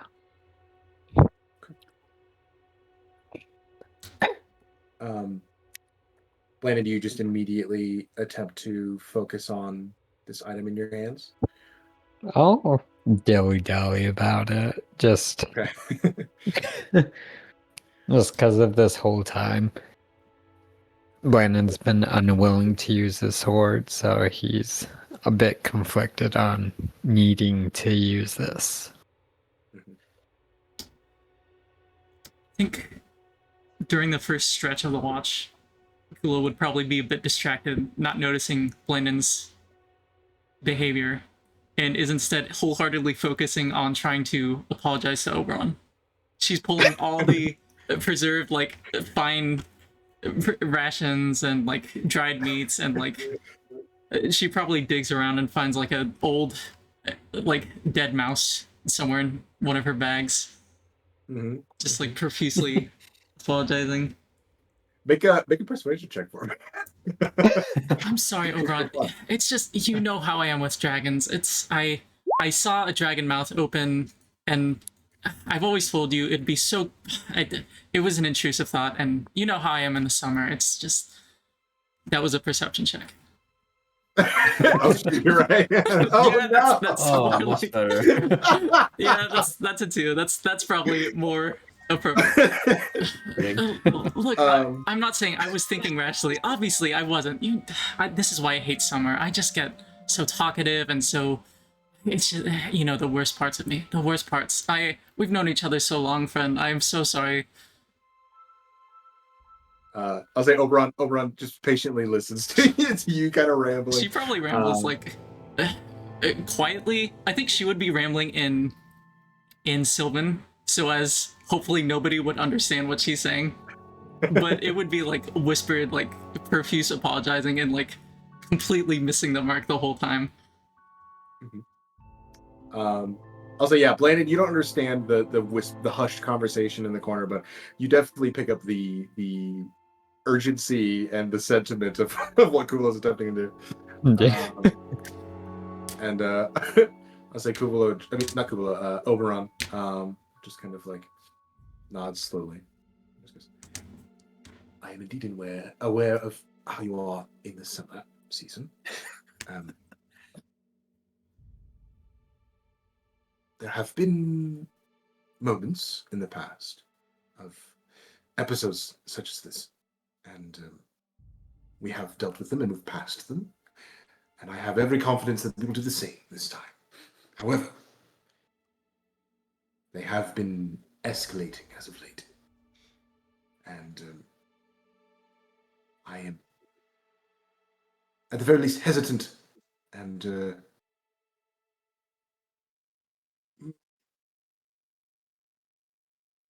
nervous as to what the next elevation may be. I am aware that I am a being that can return to your service at any time, but please just be more mindful of the way that occurs. It's just I'm so close, Oberon. You know, every day I think about how close I am to that precipice. That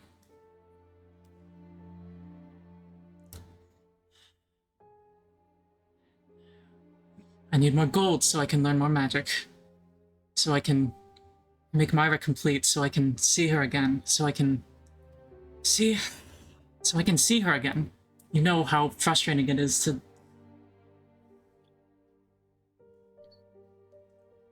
I mistreated you. I was not thinking. I'm so damn bad at apologizing. You know this. I'll do better. Just kind of puts a feather out on your shoulder. Just goes, words are no longer needed. I understand your sentiment. I appreciate and accept your apology. And know that I am still adamant in supporting you in achieving your goals. Thank you. I am also a sentient creature. So, just a little bit more empathy, if you will. You were not indestructible. More than that, you're my friend, and I should not have treated you that way. I hope I've not lost favor in the eyes of the Fairy King. Sincerely apologize, dear Overall. He just nods. And then he just kind of scoots a little bit closer to you, even though he doesn't have to because you all have a telepathic bond, but just like scoots a little closer and like gets his beak near your ear and then like speaks telepathically to you and just goes, if I'm being completely honest, I was a bit curious as well myself, but just kind of nods his head a little bit and just goes, the adventures we've had.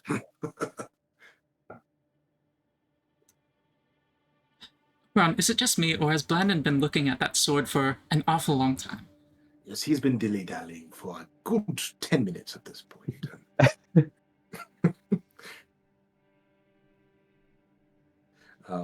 Blandon, I'll say over the time that you've been just kind of moving this piece of metal in your hands, you have at this point memorized every nook and cranny and intricate detail of engraving here. You know every part of this little hilt in your hand. It is cool to the touch, despite the fact that it was within the burning maw of a metallic esophagus of a dragon. And it has a nice weight in your hands. It's well crafted, despite the fact that it is missing a blade.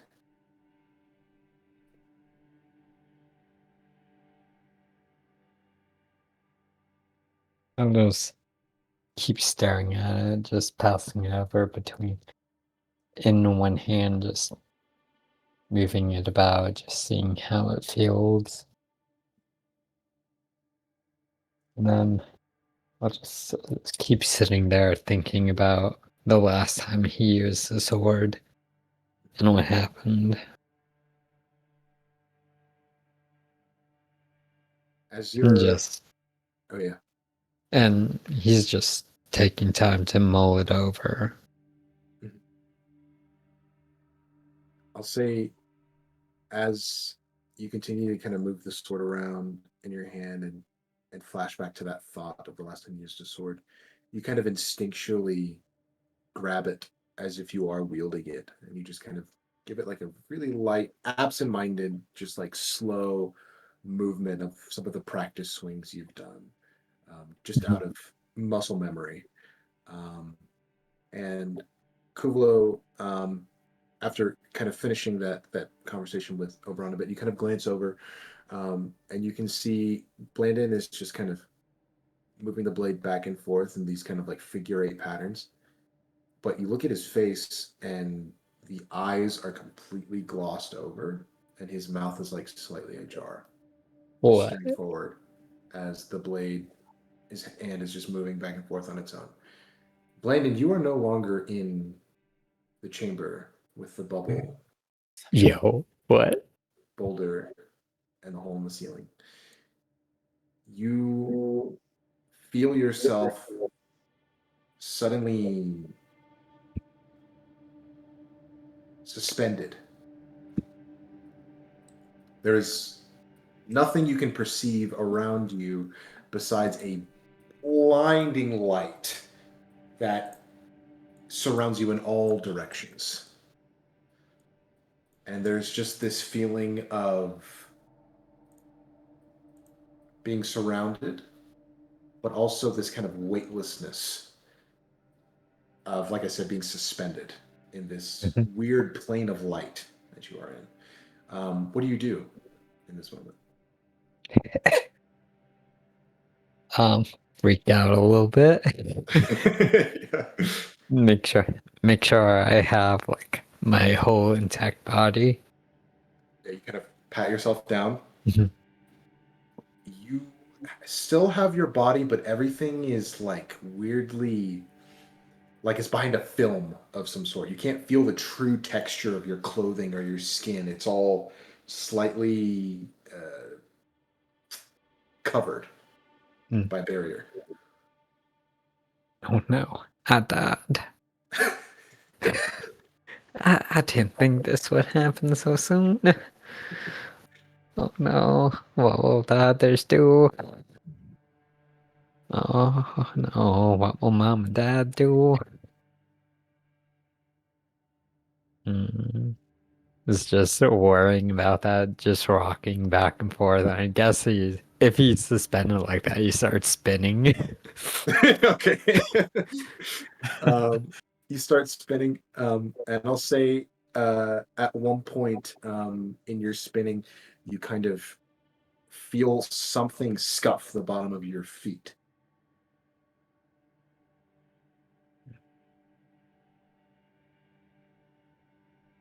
I'll slowly extend my foot out and see if I hit it again. You kind of extend your foot out and like meet what seems to feel like a surface of some sort that seems like it'll hold your weight. All right. I'll set both feet down. Just get purchase on the ground. Okay. As you do so, you look down. You can't see a surface or a ground of any material whatsoever. It's still just that light all around you that is obscuring everything. But you now have purchase on a surface of some sort, and you feel like you could move around if you want to. Okay. I guess I'll just keep walking. I'll start walking in a direction move. Okay.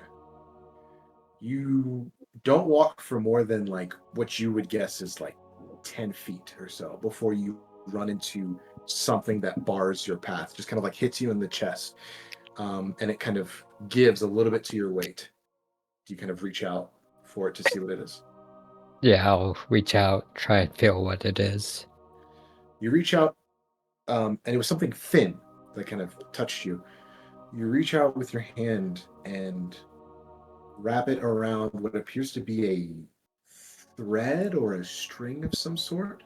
It's not overly wide or in construction, and it's very smooth to the touch. It just feels like a line of thread of some sort.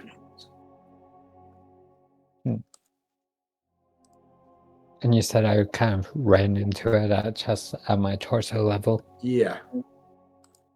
Okay. I'll just kind of put my hand around it as like a sort of rail and just kind of see where it leads me to.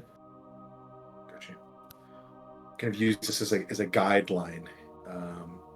This kind of rope-ish thread that you found. And as you begin to follow it, you can feel that surface beneath your feet begins to rise. You are climbing upward. Still that blinding light all around. You can't perceive anything.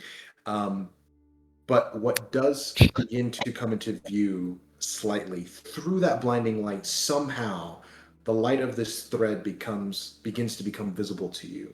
You can see there's this thin golden thread that you're holding on to as you move up this grade slowly. I'll start calling out, "Hello, is anyone there? Is this heaven or no?"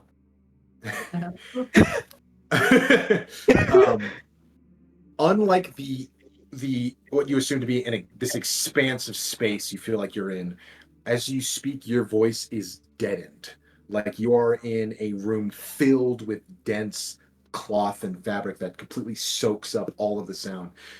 You say hello, and you hear your voice right next to you. There is no echo. There is no space to be filled here. And in this instance, you suddenly feel very alone. Hmm. Think of. Hello, Mr. Vitruvius, are you here? Oh, No response. Do you keep climbing? Yeah, I'll keep climbing. Okay. As you begin climbing or continue climbing, this grade is rather steep as you begin to go up. And you're noticing a bit of heat starting to become perceptible to you. And it's getting a little bit uncomfortable. You can feel like almost like phantom sweat drifting down your brows. You reach up and you don't really feel anything until a couple moments later when you feel that kind of signature sense of moisture across your body as you are, in a couple moments, perspiring profusely as you're climbing here. I need you to make a Constitution saving throw. Yeah. Oh, one sec. Character sheet crashed. When my Oh. laptop overheated. Yeah, you got too hot and your laptop got too hot. So just a con check or save? Con save. Got it.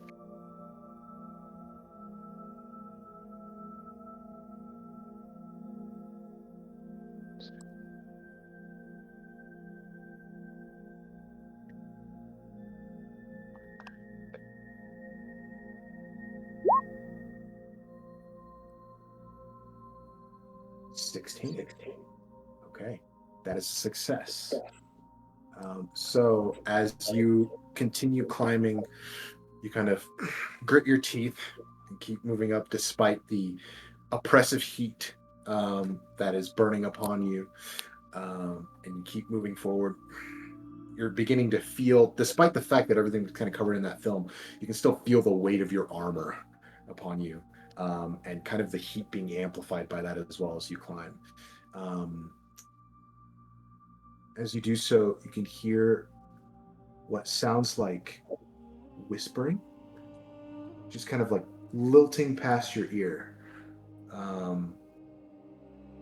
You pick out phrases that say,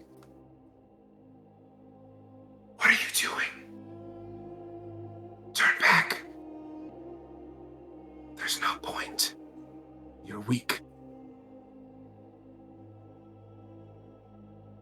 Do you say anything in response? No, just kind of silently take it as usual and just kind of move along. Make another Constitution saving throw for me.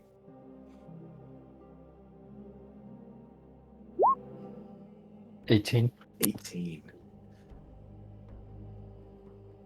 You grin and bear it, the heat getting more and more intense as you're climbing, and the berating that you are hearing getting more and more abrasive. There are voices calling you a coward. There are voices saying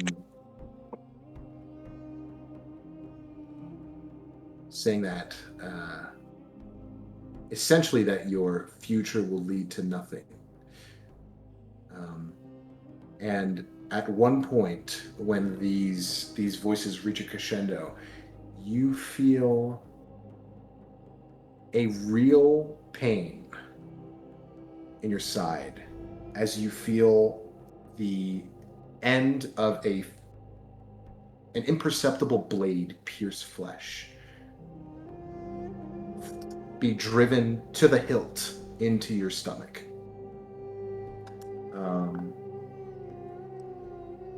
In this moment, you take 9 points of piercing damage. Right. As you feel this blade sink in deep. And a voice right next to your right ear just goes, "What are you doing?"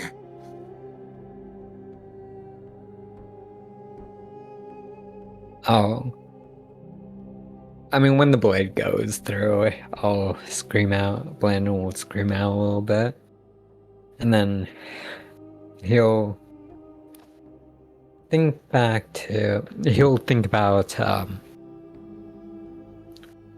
Well, most recently, just how Gaia fell with the poison, and just kind of think about that. The blade doesn't really compare to that poison. So he'll just keep pushing on. Gotcha. As you begin to climb once more, continue bearing through the pain of that blade that sticks. It does not move anywhere. You can feel the weight of it as well, and kind of the heat of blood kind of gushing from the wound. You begin to feel little pinpricks along your legs. Despite the fact that you're wearing plate armor, you can feel like the prick of brambles as you're walking through, scraping at your legs as you climb, the heat getting more and more intense. You can feel these waves like the crashing of the sea, these waves of heat that just threaten to make you collapse. I need one more Constitution saving throw.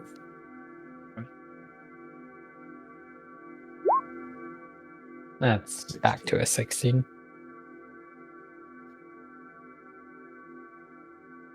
What is the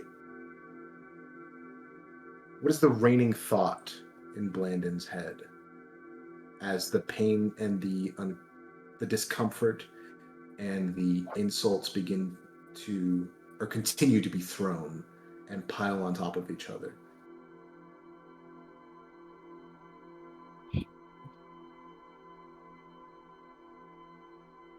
I would say that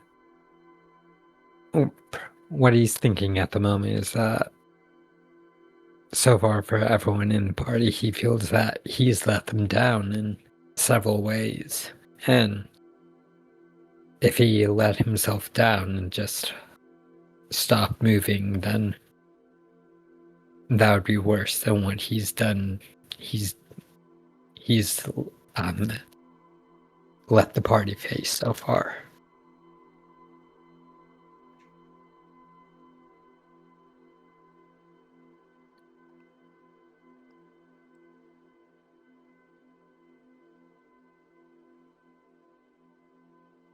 You take another 8 points of piercing damage.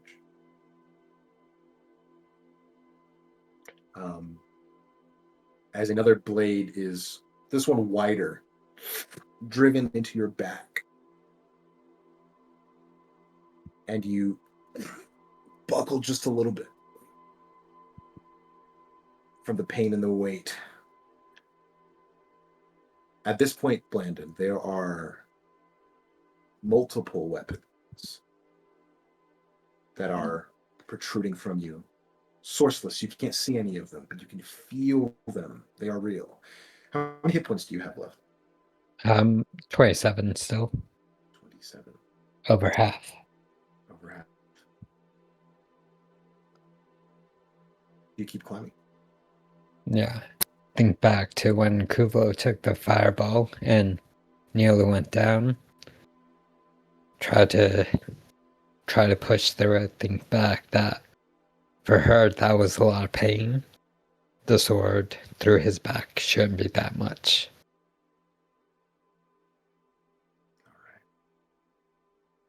All right. Give me one more Constitution saving throw.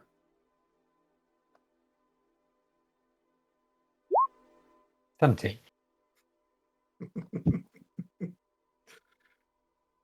All right.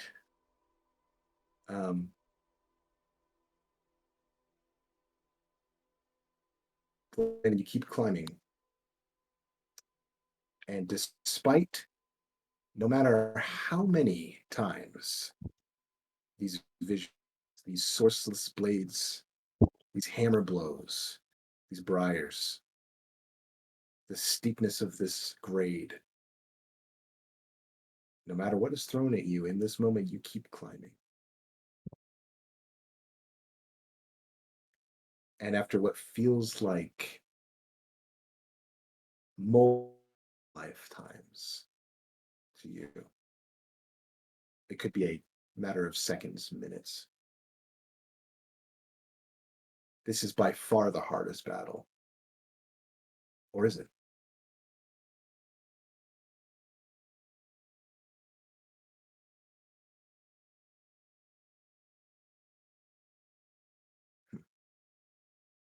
And while you're kind of lost in thought for a moment there, you realize that you're no longer climbing. You have reached a leveling off point. And you're just kind of like still holding onto that rope absentmindedly. You kind of look down at your hands and they are raw and bleeding and red. And you blink once, twice, 3 times. And suddenly, within your hands, still showing the wear and tear of your journey, you can see the hilt of that blade. And extending from it, across your other hand, is a line of pure golden light.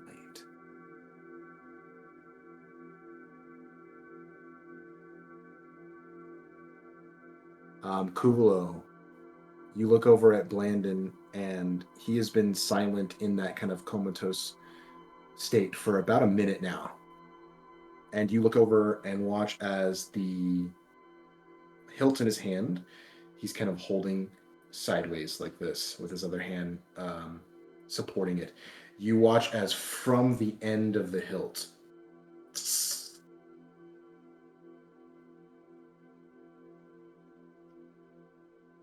a line of light slowly grows out of it. You can see a glow starting to emanate from within the bubble that is quickly too bright to look at directly. And Blandon, you wake up in this instant. Look at my hands. Just try and feel my body, make sure that, see if everything's still intact. You're physical. Once more, your hands are as they were before you drifted into this strange state. And any damage that you took, you can go ahead and return. I believe it was, 17 points of damage? Yeah.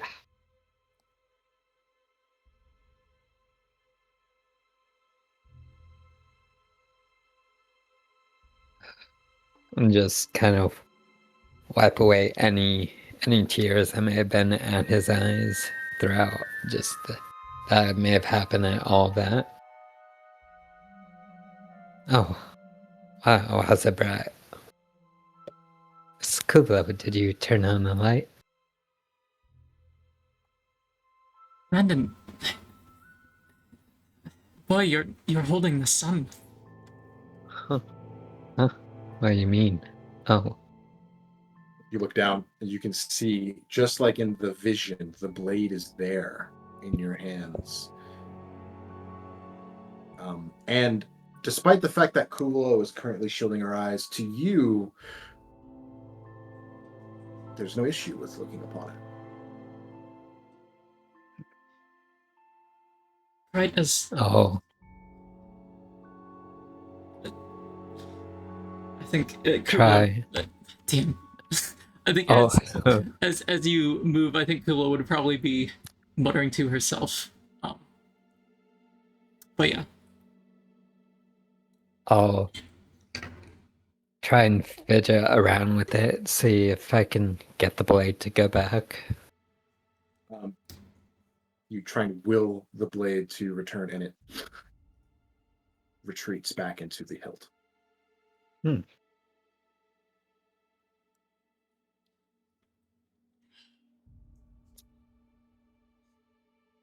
Weird. It's a weird weapon, then. I've never seen anything like this. Are you okay, Miss Goodlow? I've heard that it's kind of like that when you look in Titania's eyes. That was... See why they call it the Sunblade. Is that what you were focusing on it for so long for, Blandon? You were kind of zoning out there.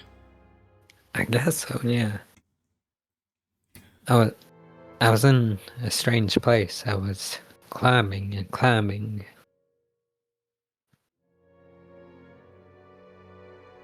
And then I got to this point where everything was solid. I wasn't climbing anymore. And then the blade just came out. And I guess that's when I had woken up as well.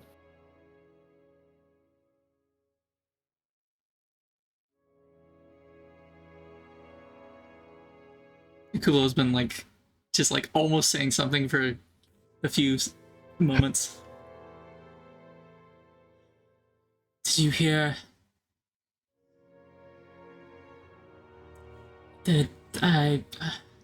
Tales mentioned an inscription on the hilt. Celestial prayers to Alkosh. Did you hear any grand voice? Witness any draconic figure? Anything suggesting time? Perhaps strands of fate? Anything of the sort?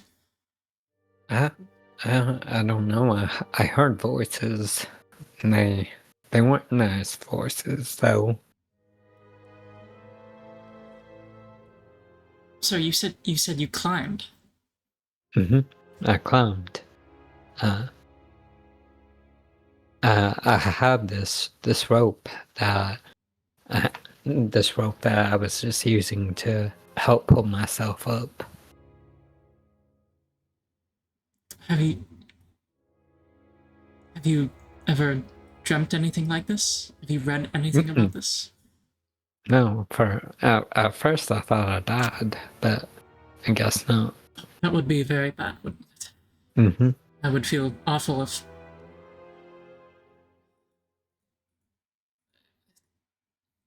Are you feeling okay? Do you feel any worse, any better than you did before? I think I feel about the same. I have yet to begin resting, and I need less rest thanks to my meditation. Would you object to me casting Identify on you just to be sure you're okay? Sure. Okay. I'll need to physically keep contact on you while I cast the spell. Alright. Kulo moves forward, puts a hand on his arm. You'll tentatively pull back a little bit at first. She rolls the pearl onto the back of her hand and begins scribing glyphs as she casts Identify over 11 minutes. Okay. You do so, and there is no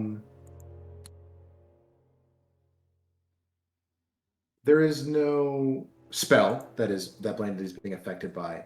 I will say, however, having known him for the longest out of anyone else in the party, not having known him for too long, but there is an expression on Blandon's face that you have not seen before. I'll leave it up to Ganesh what that expression looks like. But I will also say in this moment, as a kind of residual from the last Identify, but also this one kind of leaking over into the blade as well, I'll say you also pick up on what that prayer is on the hilt in this moment. And you kind of just instinctually pick up on what reads, "Great Alkosh, please lead me along thy path. Let me never waver, never fall, no matter what I face. For your path I know is the one I must walk."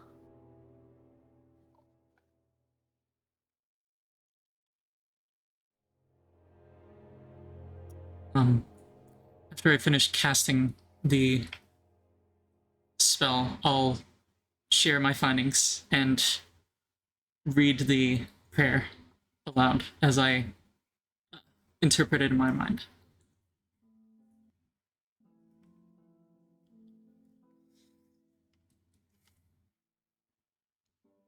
Blandon, you're from a human village? You're from this plane. You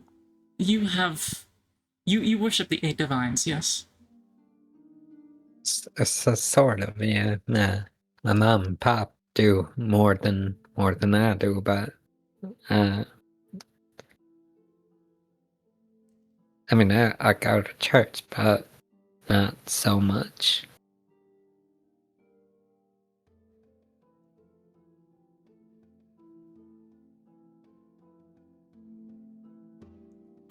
Blandon, I believe you may have a special bond with this weapon.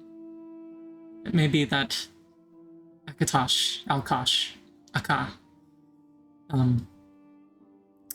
He may show you favor. This is speculation. Perhaps Tails would know more, but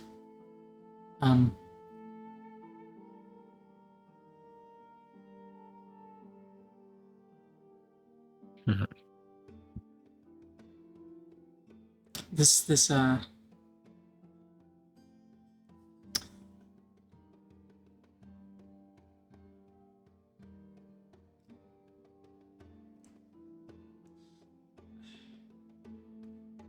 Well, if he did show favor, he didn't have to be so mean about it. Yes, they all the Archfey I know enjoy playing games. Even to their most favored, they always present challenges, tests of loyalty, of bravery, of honor, of power. From what I've heard, the divines, the Daedra, the Aedra, any great being is likely the same. I feel I owe you an apology, Blandon. I perhaps treated you over harsh earlier in this day. As I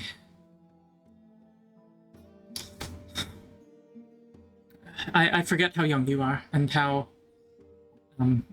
perhaps similar you are to how I was when I was younger, growing up.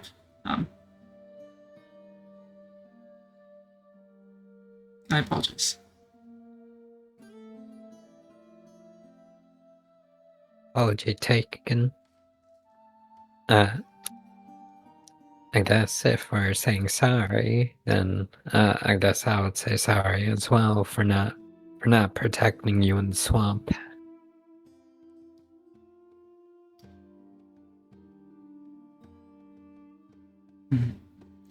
Well, I don't hold you at I'll fault do there, but better. I don't hold you at fault for what happened then. It was an ambush. We were all less aware than we should have been, perhaps. Too lax, not heeding good pesto's warning. But I understand that you nonetheless will feel guilt for it, and so I'll accept your apology and say, let us both do better.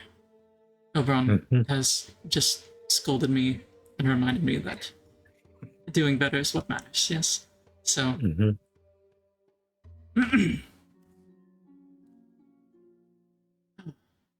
That really is like the sun, you know.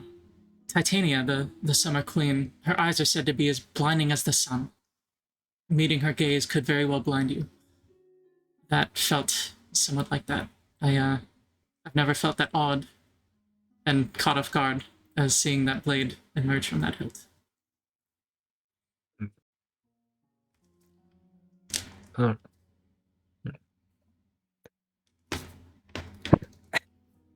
Oh. Yeah, I don't really know what to say anymore. We needn't say I anything. think that, Maybe we should just keep an eye out. that I can do. I guess at this point, if Oberon wants to stick around, I'll let him. But otherwise, I'll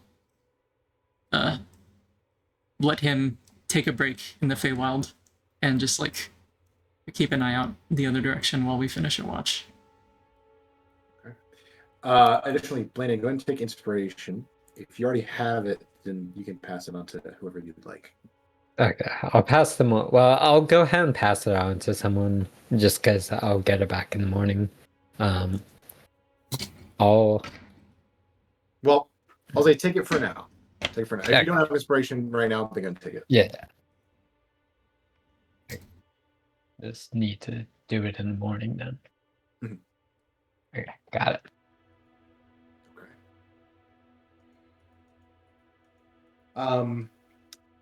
Both of you make perception checks for me. That was very cool. Very cool sequence. Dude, like just taking a second out of game, like did not roll below a 10 on any of those checks.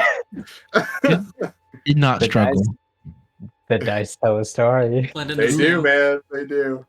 It was gonna get so much worse if you failed any of those. I mean, I still had 4 more things to work through, so.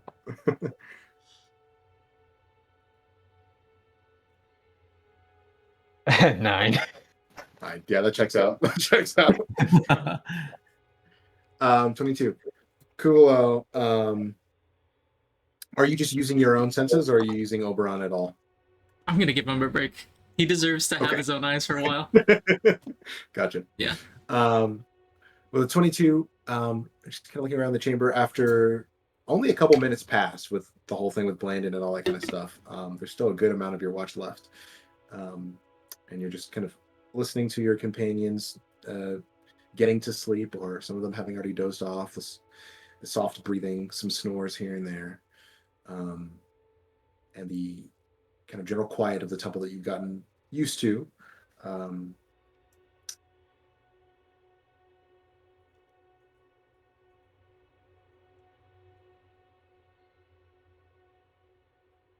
I'll say near the tail end of your watch, you are kind of just looking down one of the hallways, and out of the corner of your eye, you see something break that line of light that's coming in from the roof above. And you just barely see the tip of an arachnid leg. Just kind of reach over the edge. And you slowly see like just the head, the many-eyed head and face of one of these large spiders just kind of like lean over the edge. And then another. And another. And slowly but surely, there is a congregation of spiders at the lip of this structure.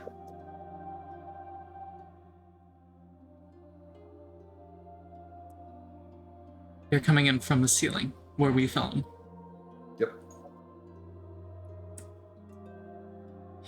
And I'll say with a 22 perception, you kind of like slowly turn behind you, and that stained glass that was partially shattered previously, you can see several shadows of the shapes of spiders just slowly moving up the edge.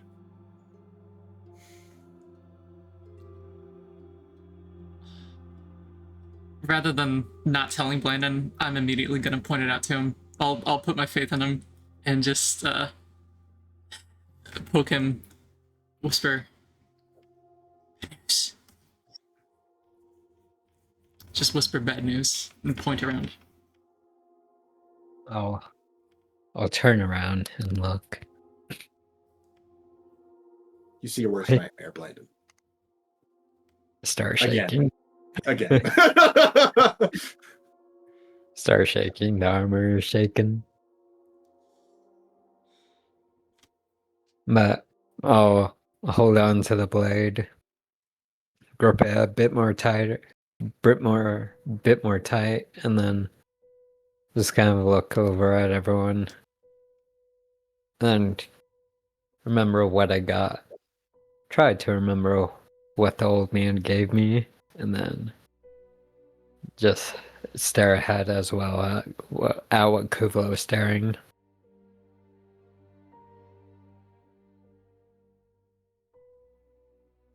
She'll whisper, "Would your blindfold help?"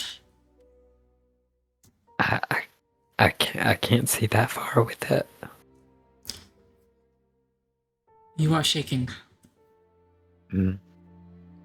If you can't see them, would that help you stop shaking? They might find us. I think so, yes. Chin up, Blandon.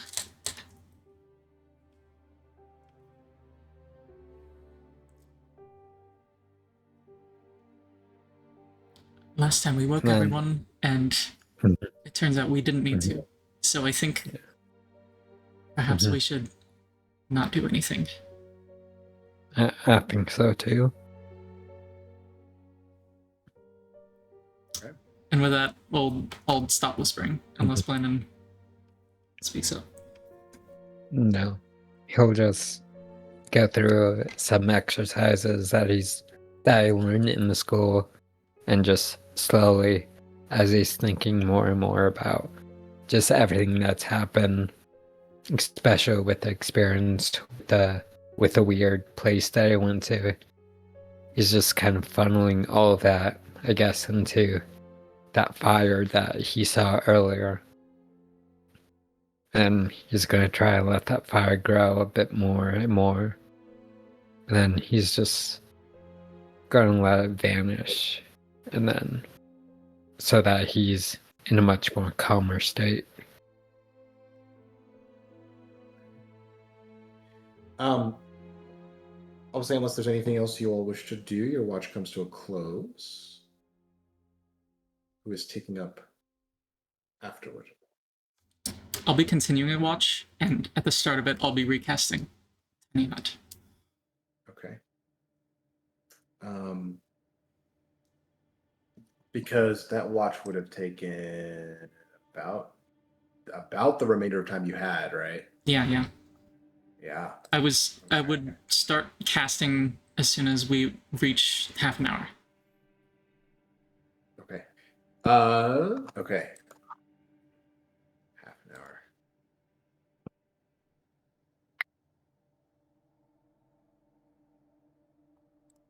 Okay. And it takes how long to cast it? It takes 11 minutes. But given that we plan to just take a long rest, I'm actually going to...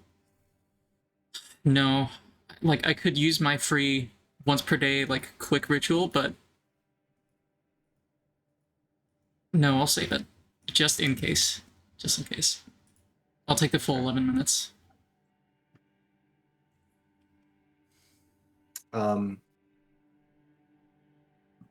But yeah, after Blandon would have been Samuel for the next watch, I think. So Samuel's getting up with you? Mm-hmm. Yep. Okay. Let me see, because see a little bit longer.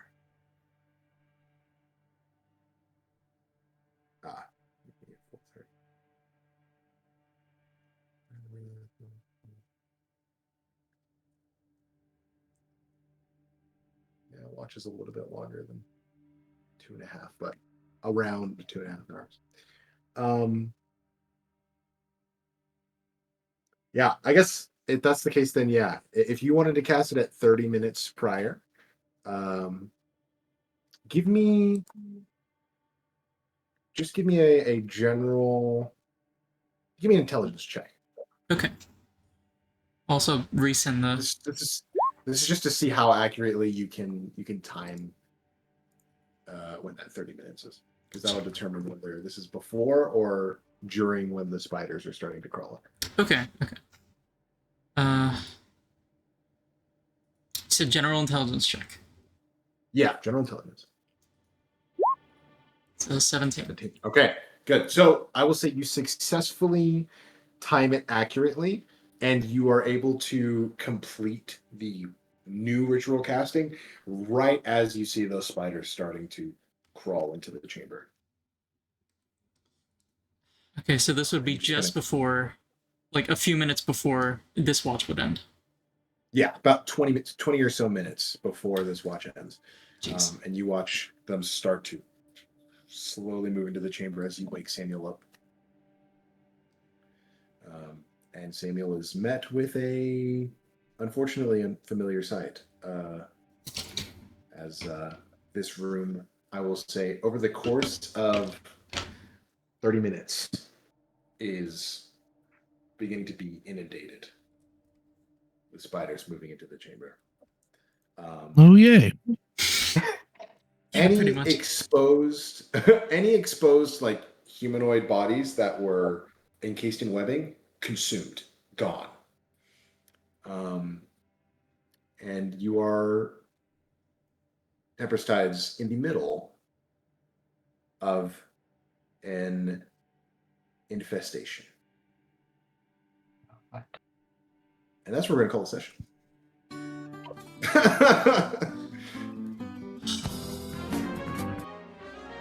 That's gotta be up there for like one of the coolest scenes that we've ever had happen. Mm-hmm. You're in the layer. Yeah. I'm talking Blandon having vision quests followed by spiders crawling in. Yeah.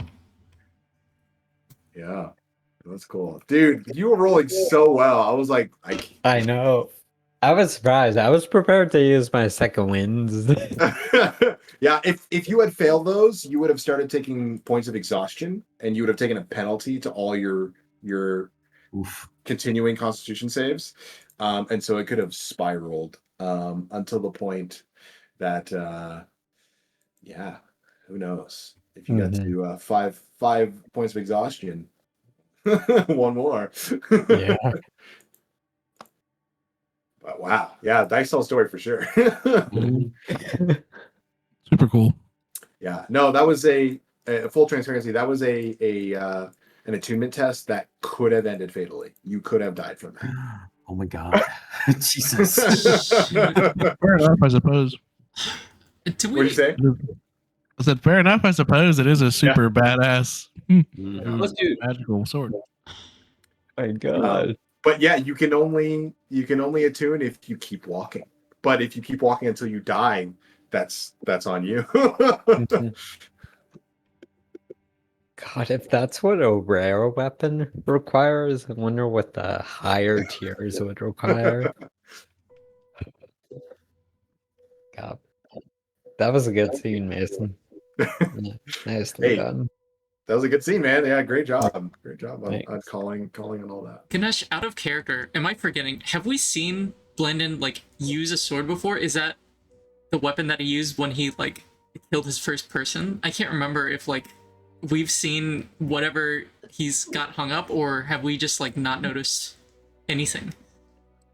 The last time he used the sword was when we were in the sewers, when he dealt a killing blow to the mosquito fiend. Oh wow. I like from what you were saying, I felt like I should remember what you were talking about, but yeah. Dang. Yeah.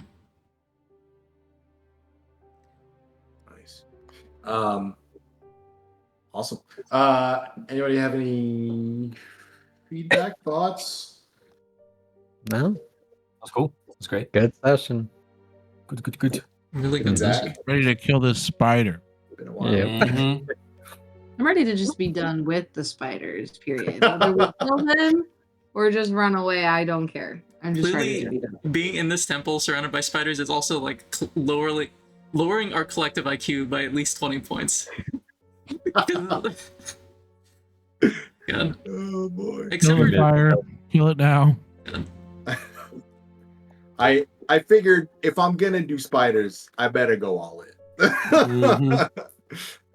Spiders. But yeah, no. I feel like this is just your arachnophobia is gonna be cured after this, right? Like that's how that works. Hopefully, Yeah, yeah. just exposure therapy. Yeah. Yeah, right. Or it's going to be much, much worse, and there's no. Or yeah.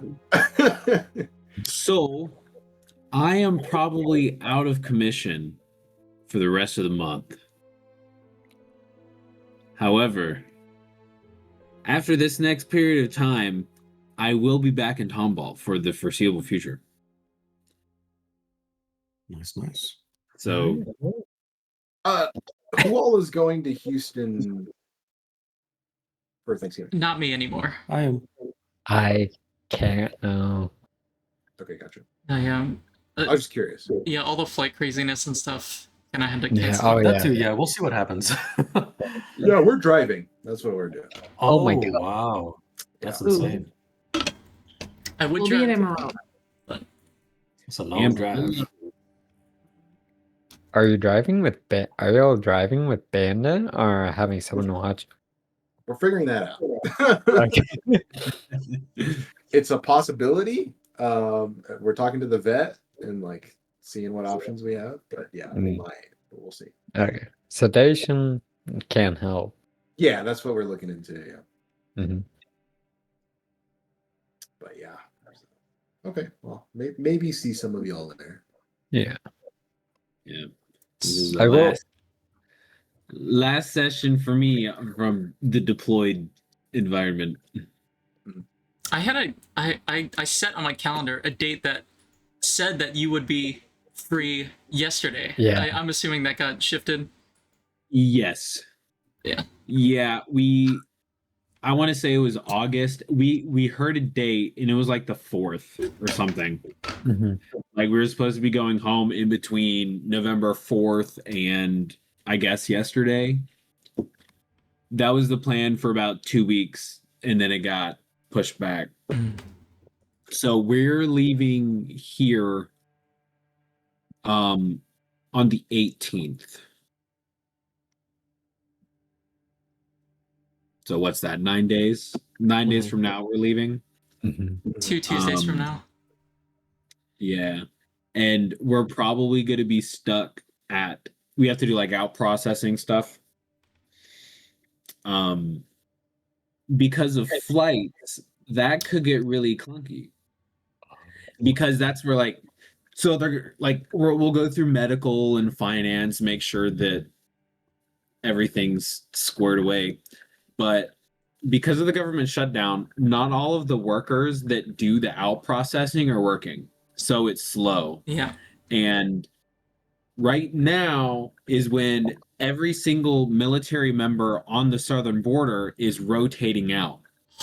So this is thousands of people all going through these places with a ton of furloughed workers. So not everybody's working. And then with the flights, once we actually get cleared, they're not paying for our flights, or like they can't, because there's Too many. nobody to sign the check. So it's just a mess. Yeah, that sounds like a fucking nightmare. Mhm. So, Damn. yeah, I'm still waiting on my paycheck from last week, the 1st. So we'll see when that actually hits. Don't work for the government. That's the moral of the story. Yeah, Jesus. God damn. I did this for free college. So that's why I'm here. Fun times. Yeah. Yeah. So you really have no idea when you're going to be free, but you're assuming it's definitely through the end of this month for sure. Yeah.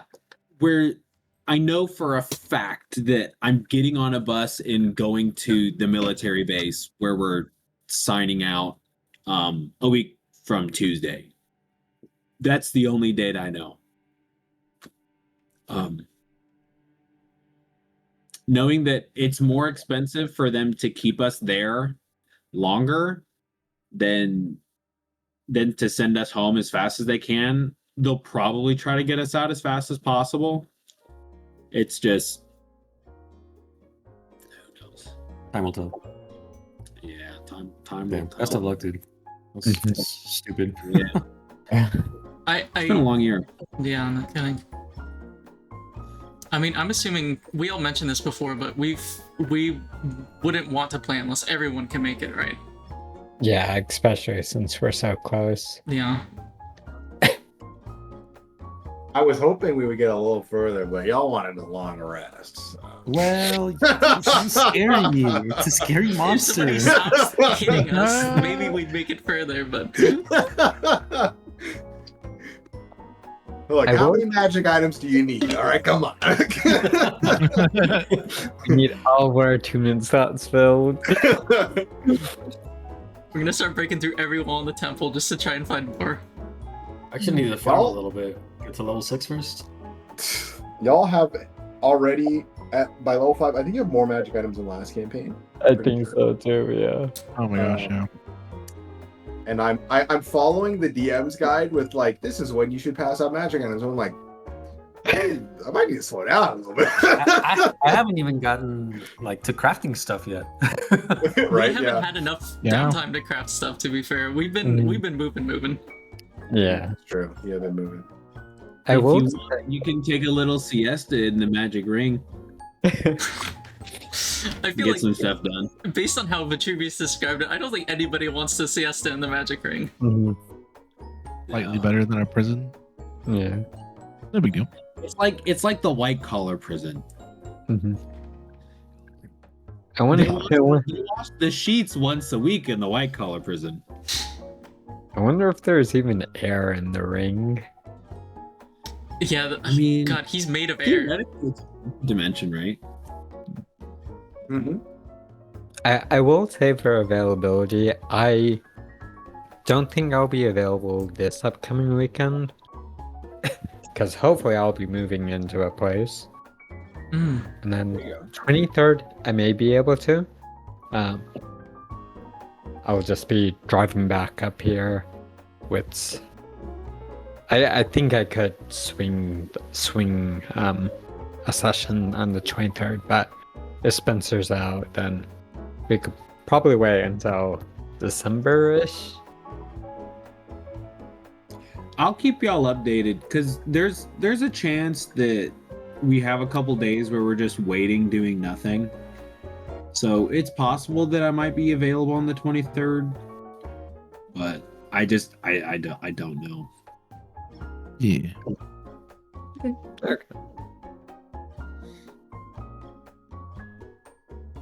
So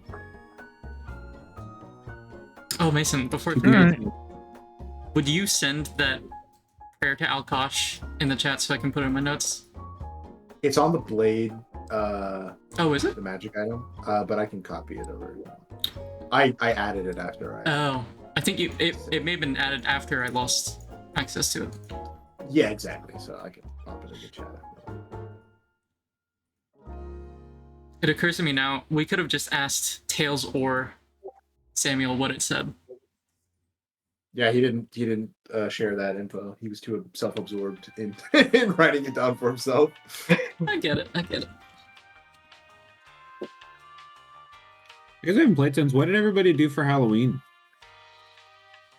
Entertain trick or treaters? Now that Oh. we're adults. I had my or- parents in town. Oh, nice. I watched movies. I'm on a rural road, and it was raining, maybe 40-degree weather. If any trick-or-treaters made it to our house, Ooh. we would have given them everything that we had, but no, we didn't get Oh my anybody. God. We didn't have You know what I was doing already. So. Oh, yeah. Dude, you That played go- with the orchestra, right? How was that? Yeah, it was really cool. Dude, I saw that on Facebook a couple days ago. I was like, that's so cool. Nice. Yeah. Hell yeah. You'll have to let us know when they call you back for Mahler or Bruckner. I don't know, man. I don't know if that days are gonna come. Hey, it's those extended section pieces. Uh-huh. Those are the ones. But they did have most of the sections subbed out, so I think I was technically subbing for the principal player because the second player was playing principal, so I was playing first. But that's how that works. People don't want to play, or they got vacation. They call me Hell yeah. for one show. All right. Hey man, as long as you're getting paid. Hey, I am. He's funny. the guy. Yeah. Don't want to keep any of y'all that need to head off for too long. So. Mm-hmm. Yep. Alrighty, I'm gonna log Okay. off. Gotta work in the morning. Yup. Good night, everybody. Yeah. Fun stuff. See you soon. See you soon. Take care. Bye. Bye.